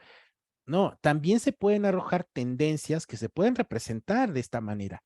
Y no dejo de perder de vista que yo sigo pensando y sigo considerando que voy a traer a colación citas, recortes de fotos, qué sé yo, y voy a hacer un trabajo de interpretación y de discusión narrativa, digamos, que no pierde el objetivo. Sin embargo, se puede acompañar en buena medida de estos esquemas que les decía hace rato, ahora son muy recurrentes en las solicitudes, que me permitan, si quieren, de primera mano, abuelo de pájaro, entender por dónde va la tendencia de tu investigación a pesar de que no usaste una base de datos que bajaste de INEGI para hacer investigación netamente cuantitativa, sino usaste fotografías o entrevistas o qué sé yo, y yo no tenga que leer, porque yo no sé si es un tema de flojera, ¿ok? No tenga que leer todo lo que escribiste, que es puro texto, para entender por dónde van las tramas significativas, sino lo pueda ver en un modelo, casi así de carácter estadístico. Y no significa que por eso te vas a evitar lo otro, ¿eh? Porque alguien que me ha pensado dice, no, pero eso es, no, sí, sí, por supuesto, pero no te evitas lo otro. Primero, es una suerte de hibridación metodológica que está transformando los datos que consideramos cualitativos y que parece que convencionalmente son trabajados más por el relato, en datos en un esquema que cuantitativamente también tengan un peso. Es un primer gran acercamiento. Creo yo, presumo todo el tiempo que esto va más allá de la pura triangulación, es un poco hibridación metodológica de los datos. Cómo leer cuantitativamente los datos cualitativos y eventualmente cómo dar una interpretación cualitativa de los datos cuantitativos, que eso es un poco, a lo mejor un poco más recurrido. Pero aquí es esta otra parte al revés. Y entonces lo que me dices, a ver, tu categoría que se llama amarillo, que significa lo que sea que signifique, dentro de todo el proyecto, y a nivel de todas tus evidencias, filtros y análisis que hiciste, me dice lo siguiente, que a nivel general del 100% de todo lo que se codificó con esa categoría, en primer lugar está este caso, el matiz. El matiz que arrojó más, está más allá de la media de los casos referidos con esa categoría que se llama matiz, hasta 4 segmentos que corresponden a un 51.1% del total de los casos. En segundo lugar está aquí el emoticon de la carita con el 28.6 y en tercer lugar la manita con el 14.3. Si a ti te sirve mostrar y decir, así está la gran tendencia, lo primero que te permite pensar es que ahora sí, aunque todo parezca importante en lo cualitativo, a lo mejor valdría mucho la pena hacer un foco en este caso donde estamos por arriba de la media. Y de ahí traer tus segmentos y ahí discutir la profundidad, ¿me explico? Y ahí discutir la parte subjetiva y lo simbólico, porque ahí sabemos dónde está la tendencia más importante, la recurrencia o lo que en la teoría fundamental se llama la saturación de la información. Entonces, ¿qué puedes hacer con este cuadro? Bueno, varias cosas. Uno, lo puedes copiar aquí en el portapapeles y pegar en tu Word, en tu PowerPoint, en tu Keynote, lo puedes mandar a imprimir o lo puedes exportar y guardarlo y comenzar a crear carpetas donde digas, en esta carpeta voy a colocar el alcance de frecuencia o la estadística del alcance de mi sistema de categorías analíticas cualitativas de todo el proyecto. Y ahí las voy a ir poniendo. Les puedo ir dando un nombre. Estadísticas de subcódigos. Las puedes exportar así en Excel, el viejito todavía para quien no puede abrir el primero, o en una imagen que es un HTML si yo lo quiero poner en un sitio web. Es decir, tengo mi cuadrito que es mi basecita de datos, que a veces acompaña mi discusión. O también puedo hacer lo siguiente, puedo convertirlo en una imagen gráfica, aquí. Y aquí está mi gráfico, quiero que vean. Aquí represento en una gráfica de barras ese alcance que tuvo esa categoría específicamente en todo el proyecto, donde lo veo de esta forma. Mejor visualmente tiene un mayor sentido. Es más, algunos lo que hacemos es acompañamos con un cuadro, ¿no? Una matricita, que es como una pequeña basecita de datos, y con un gráfico. Y sobre eso discutimos. Y entonces no dejo de representar la fuerza y el alcance que tuvo esta categoría en mi información. Y ojo que no trabajé con un cuestionario de preguntas cerradas o duras, con números, ¿no? Trabajé con información cualitativa, pero vean cómo sí puedo representar la fuerza y alcance de lo mismo en el proyecto sin dejar de discutir de fondo y profundamente esa investigación. Lo puedo presentar así, eso es lo que me propone el programa, o lo puedo ver así en una suerte de pastel o verlo así. Y todo lo demás es de diseño, aquí le pueden picar muchas cosas para ir haciendo cosas como cambiar la paleta de colores o quitarle el dato de abajo, modificarlo o que aparezca en vez del porcentaje los datos concretos o quitar de ese lado el cuadro de lectura y que aparezca nada más así. En fin, hay muchos elementos que se pueden hacer y empieza a mover de categoría en categoría. Si abro yo esta flecha, aparece el resto de las categorías. O si le doy a la derecha, va a la siguiente. Así está el caso de precio, donde puedo decir que más de la media se quedó en términos del regular, hablando de que en esta categoría, dividida en 4 grandes dimensiones, o sea, subcategorías, la de regular fue la de mayor precisión y mayor alcance. Y puedo hablar de eso y traer ejemplos y discutirlo profundamente. Y también puedo pensar por qué razón otros no, y puedo traer ejemplos para que vean casos como tal, ¿no? Y lo otro, ya saben, es mero diseño. ¿Cómo quiero verlo? Luego voy a la de color, cómo quedó, y a la de sabor. Y igual, la imagen, a diferencia de acá, la basecita, tengo la base. Si yo me la quiero llevar y guardarla, que lo que guarda es una versión de una base de datos como en Excel, la puedo modificar si así quisiera todavía en Excel. Y ahí hacer a lo mejor un gráfico particular que a mí me interesa o me gusta y no usar este. Pero entonces me puedo llevar esa o puedo ya usar este, ¿no? La imagen, lo mismo, la puedo copiar para pegar en el portapapeles, la puedo mandar a imprimir o la puedo exportar y aquí me da opciones de exportación, ¿no?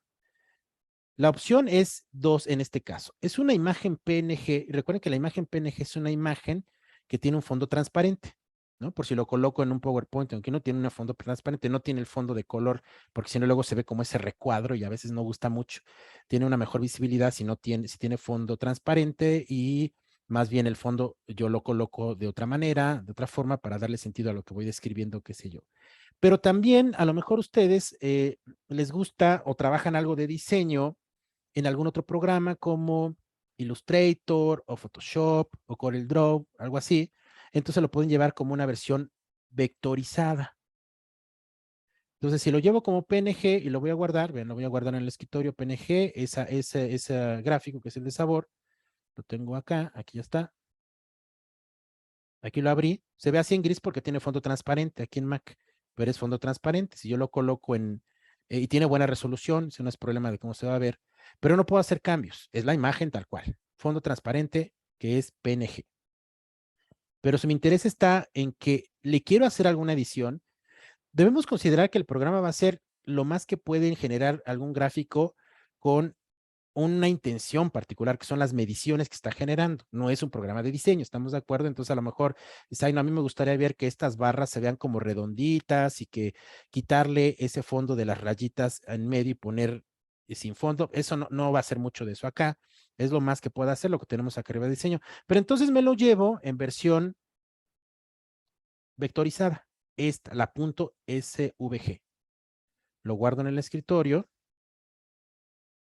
Voy al escritorio. Tengo esa otra nueva versión, la USBG, esta es la PNG que había construido, la voy a mover de lugar, y luego tengo la USBG, esa es la USBG, miren, esta que tengo acá, esta la abre de manera diferente, de hecho esta se va a reconocer por un programa de edición que pueda tener, donde sí puedo generar algún tipo de modificación específica, por ejemplo, yo le puedo decir, quiero que me lo abras, que es una versión vectorizada, con Illustrator, por ejemplo, ¿no? O con CorelDRAW, que lo abra, o que lo abra con con Photoshop. Vean, aquí está. Esta versión vectorizada sí le puedo hacer modificaciones. Aquí sí ya puedo un poco desagrupar, por ejemplo, y ahora sí ya puedo decirle que esto de fondo, que lo quite, no me gusta, y lo acabo de quitar, pero ya es un programa de diseño. Ya hacer cosas con esto, por supuesto no muevo la escala, sigue siendo tal cual la información del trabajo que me arrojó, tal cual, pero a lo mejor quiero cambiar los colores, a lo mejor quiero cambiar estos datos, a lo mejor le quiero poner un fondo distinto, redondearlas. Esa es una cosa de diseño que ya puedo hacer, pero es una versión, como les decía, del archivo vectorizada, la cual puedo modificar. Entonces, está esa opción. Bueno, volvamos a lo importante que es, este es una primera forma de generar un primer acercamiento a los resultados y alcance que tuvo el proceso de revisión de codificación de cada uno de los materiales a nivel conjunto, de todos los documentos, de cada grupo de casos, y cómo funcionaron mi sistema de categorías y su alcance a nivel de cada una de sus subcategorías. Y eso ya me permite ver por dónde van las tendencias a nivel del peso que tuvieron las subcategorías de las grandes categorías, ¿no? Porque primero, de solo ver aquí, yo puedo pensar, miren, política tiene 53, entonces puedo comenzar ya a tener una lectura, es decir, el alcance más importante de lo que me arrojó la información, todo este caso de investigación está centrado en la política. Aquí está. Entonces, será importante hablar de ello, ciertamente, y traer mucha información y en su caso ejemplos de ello, traer citas y demás, ¿de acuerdo? Esto es la forma en cómo podemos considerar, pero la representación, tenemos esa representación gráfica y tenemos esos otros elementos. Luego, digamos que también puedo hacer aquí otra cosa, estoy yendo como a las más que creo que pueden ser significativas. Es hacer una representación de la fuerza que tuvieron estas mismas categorías a nivel de una nube de códigos, por ejemplo, que está aquí adelante, miren, aquí a la derecha. Yo aquí le doy nube de códigos. Voy a conformar una nube de códigos y entonces me interesa en poder representar, aquí está, me dice, a ver, abre este recuadro y me dice sobre qué casos, sobre el total de los casos, solo sobre algunos. Recuerden que yo puedo hacerlo solo sobre algunos de los casos. Tengo 5 casos agrupados. Quiero hacerlo sobre el grupo 1 y el grupo 3 o solamente por un grupo. Lo quiero hacer por grupo. Por grupo quiero que me digas cómo y cuál fue esa representación gráfica que me permite visualmente ver el alcance y fuerza que tuvo este sistema de categorías. Aquí lo voy a hacer por todos y le voy a decir, quiero que insertes todos los documentos activos. Mete todos los documentos, aquí están todos completos, para que haga un primer alcance de todo el proyecto. Pero les digo, yo puedo ser mucho más precisa, mucho más preciso para ir sacando. Por eso toda la cantidad de cosas que se pueden hacer aquí, visualizaciones y gráficos, es un mundo de cosas que al final lo van a usar todos. Es decir, en este caso, la parte significativa del programa no está en que puedo hacer todas las posibles gráficas, modelos visuales y usar todos porque sería un sinsentido, ¿están de acuerdo? Si no conecto todos ellos, si tienen una hilación explicativa, pues está de más. Yo voy eligiendo cuáles sí, cuáles no, en dónde quiero ser más precisa y decir, aquí voy a hacer un foco central en este caso solito o en este grupo de casos, y aquí no, aquí me conviene presentar una estimación de todos los casos en conjunto. Voy decidiendo ello. Es un poco una cuestión de decisión, como metodológicamente siempre he dicho. Hacer metodología de la investigación no es una receta. Estoy absolutamente convencido de paso número 1, paso número 2, y si no paso el 2 no puedo pasar el 3. No funciona así en realidad. Es más creativo, es más resbaloso el objeto de investigación. Es una cuestión también de tomar decisiones, y esas decisiones ya no le tocan a nadie más que a cada uno de nosotros como investigadoras e investigadores en el plano en que nos encontremos, ¿eh? O sea, como ya docentes, investigadoras, investigadores con experiencia o como estudiantes. Nosotros decidimos y ya, esa es la realidad. Bueno, pongo todos los casos y luego inserto todos los códigos activos. Son todos. Quiero que haga una nube de todos. Vamos a ver cómo se ve. Le digo que sí. Y vean, entonces me hace esta nube. Esta nube corresponde específicamente a el sistema de categorías. No es una nube de palabras de algún relato, ni mucho menos, que también lo veremos más adelante, sino es específicamente dónde está la fuerza. Eso que dijimos, que yo leía acá solo por ver los números, me lo hace visualmente representativo acá. Y no tiene que ver en este momento con las otras gráficas donde yo fui a cada categoría y su alcance por cada subcategoría. Aquí es donde me dice, así está a nivel general el proceso de investigación de todos los casos. Pero probablemente si yo eligiera solamente alguno de los grupos o alguno de los documentos, esto cambiaría. No precisamente, aquí estoy haciendo una evaluación sumaria de todos los casos y de todas las categorías. Pero no sé cómo me daría por cada grupo, y si mi intención es mostrar por cada grupo, también lo puedo hacer e ir desagregando una nube en esos casos. Lo otro es de diseño, y aquí me permito una cosa. Esta primera herramienta que se llama lematizar, que ustedes deben conocer lo que significa lematizar los corpus léxicos, implica finalmente la conformación de familias en primera instancia, porque a partir del gran libro, digamos, del gran diccionario del lenguaje, las va a reconocer, ¿no? Es decir, por ejemplo, canción y todo lo que se pueda hacer de palabras con ese término canción, las va a lematizar y las va a sumar en un corpus que va a ir agrandando la palabra, digamos. Toda la lematización. Esa no conviene en nuestro sistema de códigos o de categorías, toda vez que ahí los queremos completas. ¿Dónde conviene usar la lematización? En las nubes de palabras de los relatos, ¿no? De los textos, díganse, los casos en notas de prensa, en PDF, en transcripciones de entrevistas, en cualquier otro que pueda aparecer. Entonces aquí se lo voy a quitar. Lo de la lista de exclusión es una herramienta que vale la pena utilizar en los relatos, porque ahí, como saben, nos vamos a encontrar palabras que no van a ser muy útiles en la conformación de una nube para encontrar la tendencia o la frecuencia, como preposiciones, artículos, números o signos, ¿no? Para eso sirve la lista de exclusión, para sacar ese tipo de palabras. O algunas que no nos parezcan tan pertinentes, que deberían de aparecer en una representación visual, léxica, como en esos casos. Lo haremos más adelante en ese caso. Entonces, bueno, dice, están cuál es el idioma en que están. Si queremos generar una lista de exclusión, que es una lista, les decía, para ir agregando palabras que no queremos que aparezcan acá, porque no tienen sentido, porque no tienen algún significado. Nosotros decidimos el tipo de frecuencia, como solamente son las categorías donde al menos una vez se haya usado, quiero que aparezca, ¿no? Si yo empiezo a modificar, aquí le digo, donde al menos 2 veces se haya usado la categoría en el material, me va a empezar a desaparecer casos, vean. ¿Cuál se fue cuando hago eso? ¿Se dieron cuenta?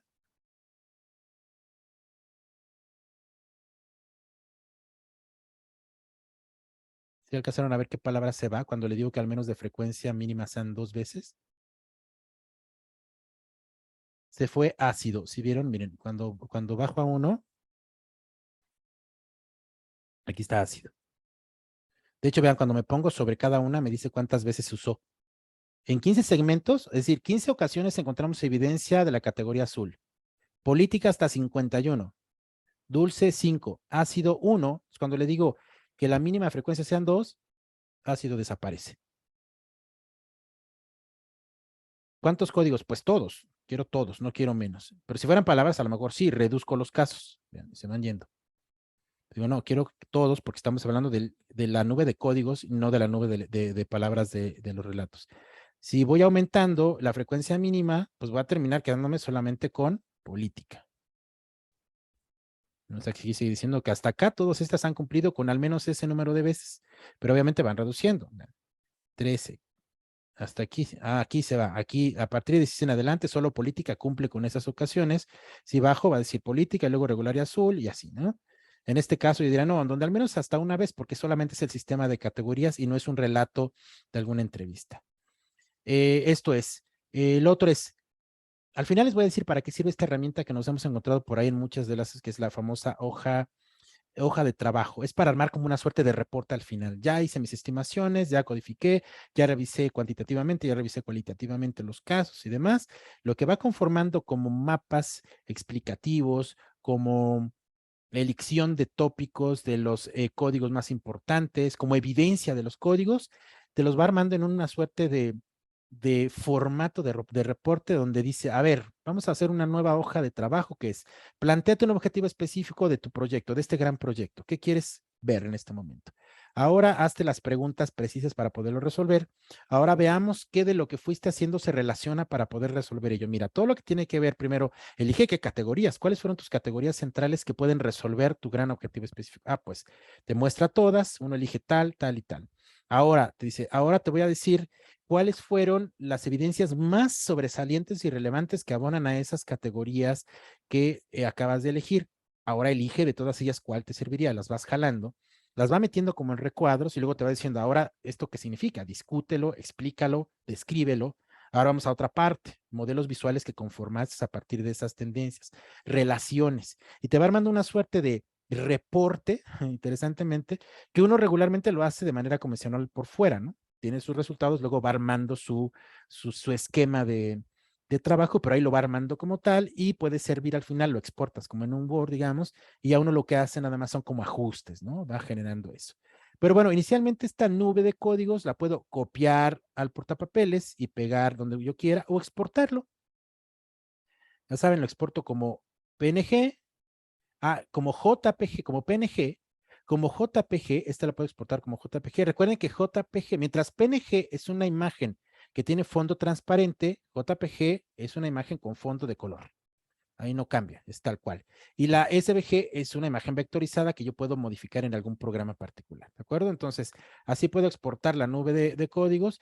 Y aquí tiene otras herramientas de formato. Si doy clic aquí, es la forma. Esta es una cuestión más bien pues de diseño, ¿no? A lo mejor, imagínense que hacen una nueva de palabras, pero con un texto muy, muy, muy grande. Entonces, y les sale una gran cantidad de palabras en la nube y quieren que se vea que se conforme la imagen de la nube en un texto. Entonces aquí ponen el texto, qué quieren que diga, ¿no? A lo mejor ponen sus iniciales o qué sé yo, y se va a conformar de esa manera. No lo sé. A lo mejor llenan una hoja de la palabra amor permanentemente y luego lo ponen aquí y ponen su nombre, entonces va a decir su nombre con la palabra amor, por ejemplo, ¿no? Es una cosa de creatividad que se puede hacer, que eso trae, que es más una onda de diseño y nada más. Depende cómo lo vayamos decidiendo. La alineación, horizontal, vertical, como ortogonal para que tenga las dos, a ciertos grados, en fin. Los colores también, decimos los mapas, esquemas de colores, como quiero que se vea. El tipo de letra, si es en negrita, si no. La distancia entre las palabras.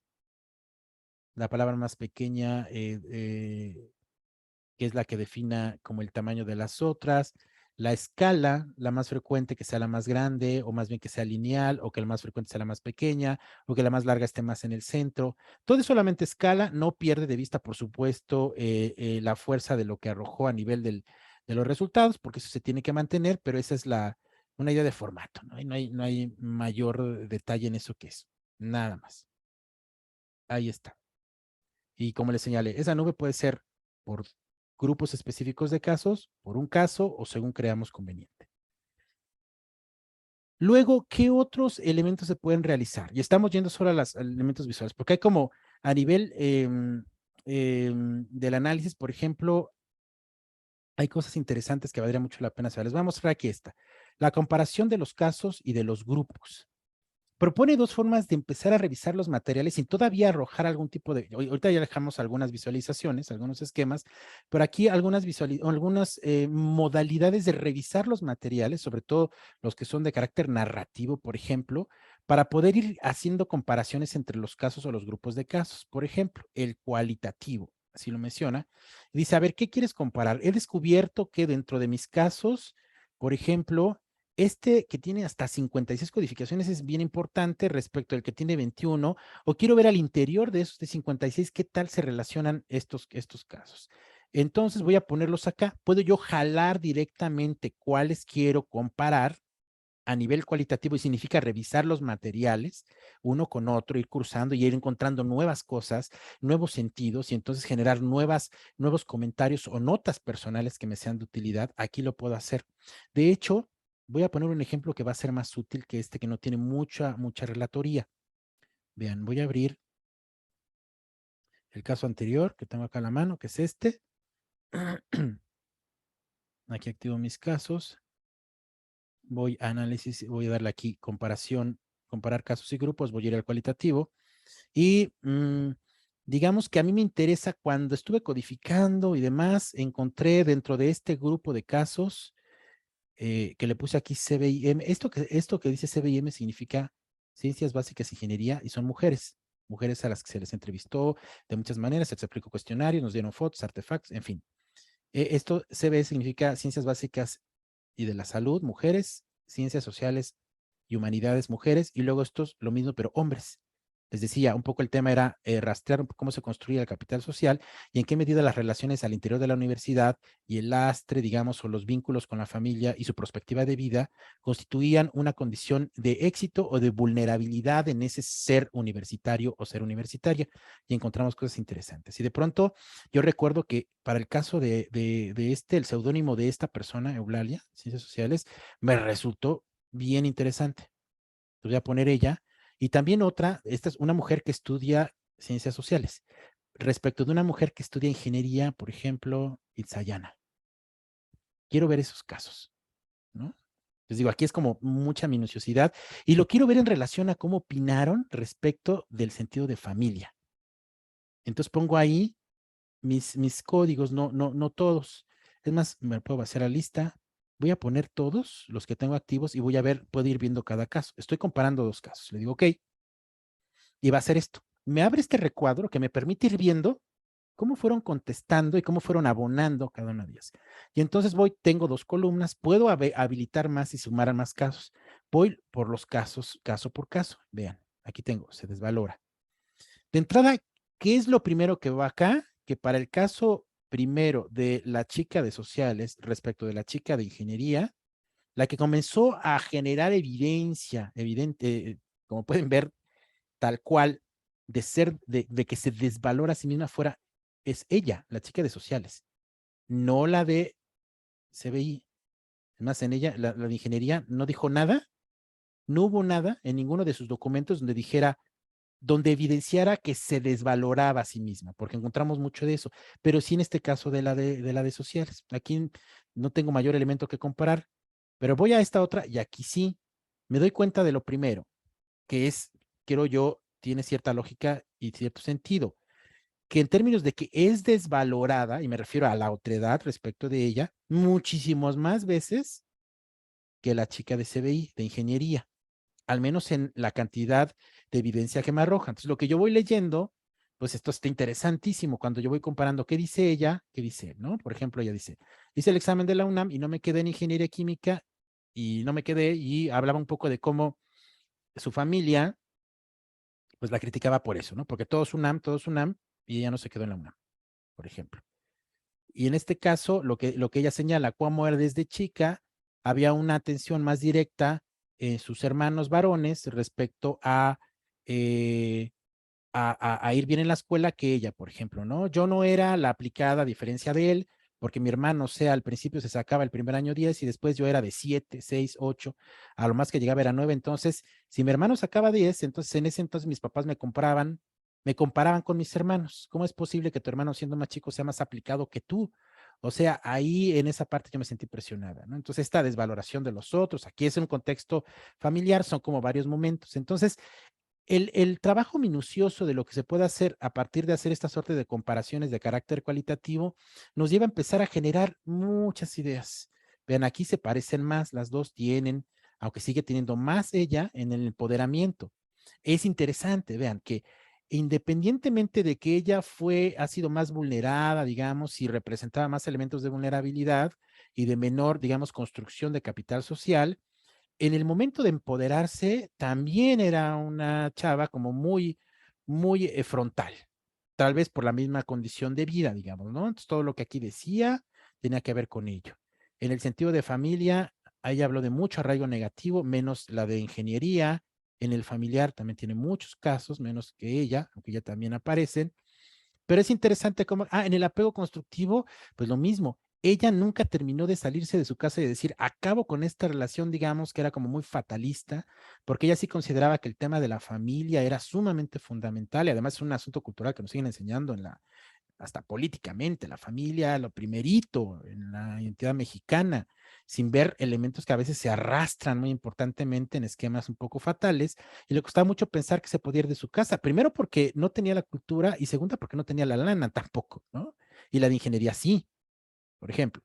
En fin, entonces esto resulta bien rico para poder ir revisando los casos respecto de eso. O sea, hay como muchos elementos que se pueden tratar. Si estoy pensando a nivel de esta consideración muy interpretativa. Y aquí lo estoy haciendo de caso específico con caso específico. Lo puedo hacer por grupos, lo puedo hacer de los otros materiales también para ir haciendo comparaciones. Y luego está, y puedo ir yo llevándome, ¿no? Elementos específicos, hacer notas, aunque ahí no genere necesariamente un elemento visual, pero lo que sí puedo hacer en su caso es traerme alguno de los fragmentos, como cuando decíamos, es que este tal cual me interesa tenerlo por separado y lo voy a usar para presentar y lo voy a usar además también para fundamentar, ¿no? Digamos, parte de lo que estoy discutiendo en mi paper, en mi tesis, y no solamente como imagen. Sí, sí, Adri, adelante.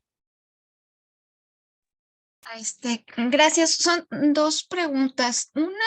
Una un poco boba, pero es que esos triangulitos de colores que aparecen en las carpetitas, no aquí, en el anterior, ¿qué significan? Esto, Sí, eso. estos son memos igual que los de acá abajo, chicos. Ok.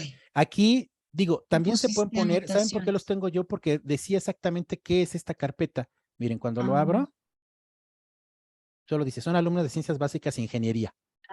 Ok, Nada más, perdón. claro, olvidé decir, pues una referencia específica de quién a quién estoy considerando en ese grupo. Alumnas básicas de ciencias biológicas y de Ok, la salud y aquí alumnas de Ciencias Sociales y Humanidades.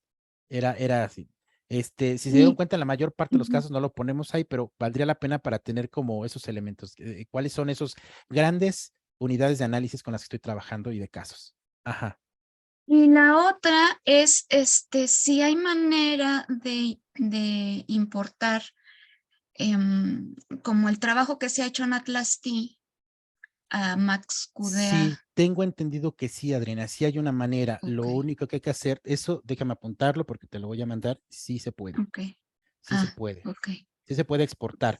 El tema Sí. es, hay que primero exportarlo con un formato particular que lo permita abrir acá MaxQDA, que es codificado. Pero sí, ya se puede. En la versión Ok. todavía 2012 no era posible, pero ya se puede. Y te Ya se lo puede. cuento porque yo lo he hecho con algunos otros casos pasados. Déjame Ok. aquí apuntar de Atlas. De hecho, parte de lo que trabaja. Ah, sí, adelante. ¿Quién más era? Una sola cosa más. Vamos Sí. a hacer pausita. Habías Sí, mencionado ayer sí que a lo vamos a mejor hacer, hacíamos chicos. Sí, vamos a pausita. hacer Ya, pausita. De hecho, perdón. les voy a pedir, por favor, que me den un poco de más minutos. Déjenme decirles que yo tenía una reunión justo hoy a las 12 con los de posgrado, porque evaluamos y hay como ahí detalles que quiere la coordinadora que manejemos. Entonces, pero quiero, por supuesto, también les quiero pedir de favor, en caso de que sea posible, ¿qué tanto les es posible? Que podamos extender media hora más para terminar a las 2:30 el taller. ¿Podrían? ¿O se tiene que ir a las 2 exactamente? Sin problema. Yo sí Yo sí puedo. podría. Sí, sí puedo. Ay, ojalá que sí, les Bien, agradezco. sí. Sí, va, les agradezco. ¿Por qué? Porque quiero ahorita solamente darme que hagamos pausa de media hora, por favor. Yo me voy a conectar a esta otra cosa y rápido dar mi reporte para que me pueda salir. Nos vemos en punto, nuevamente de las 12:30 y les pago la media hora de 2 a 2:30, ¿vale? Para que tengamos las horas completas como corresponde. ¿De acuerdo? Pero antes, Estefi, vas a comentar algo, preguntar. Sí, una pregunta.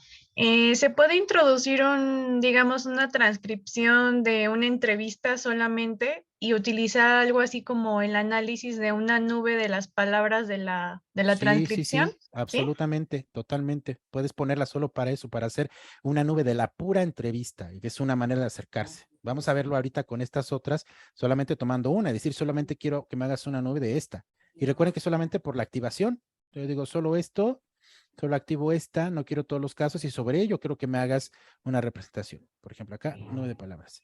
Y va a ser específica y exactamente solo de ese caso. Pero sí se puede hacer, lo vamos a plantear, pero sí, solo para eso. Es más, yo les diría, para el tema de las nubes de palabras, hay unas herramientas más chidas que a mí me gustan, que están por fuera y que son gratuitas. Se las voy a platicar, ¿vale? ¿Alguien más había levantado Sí, la mano? gracias. No, de que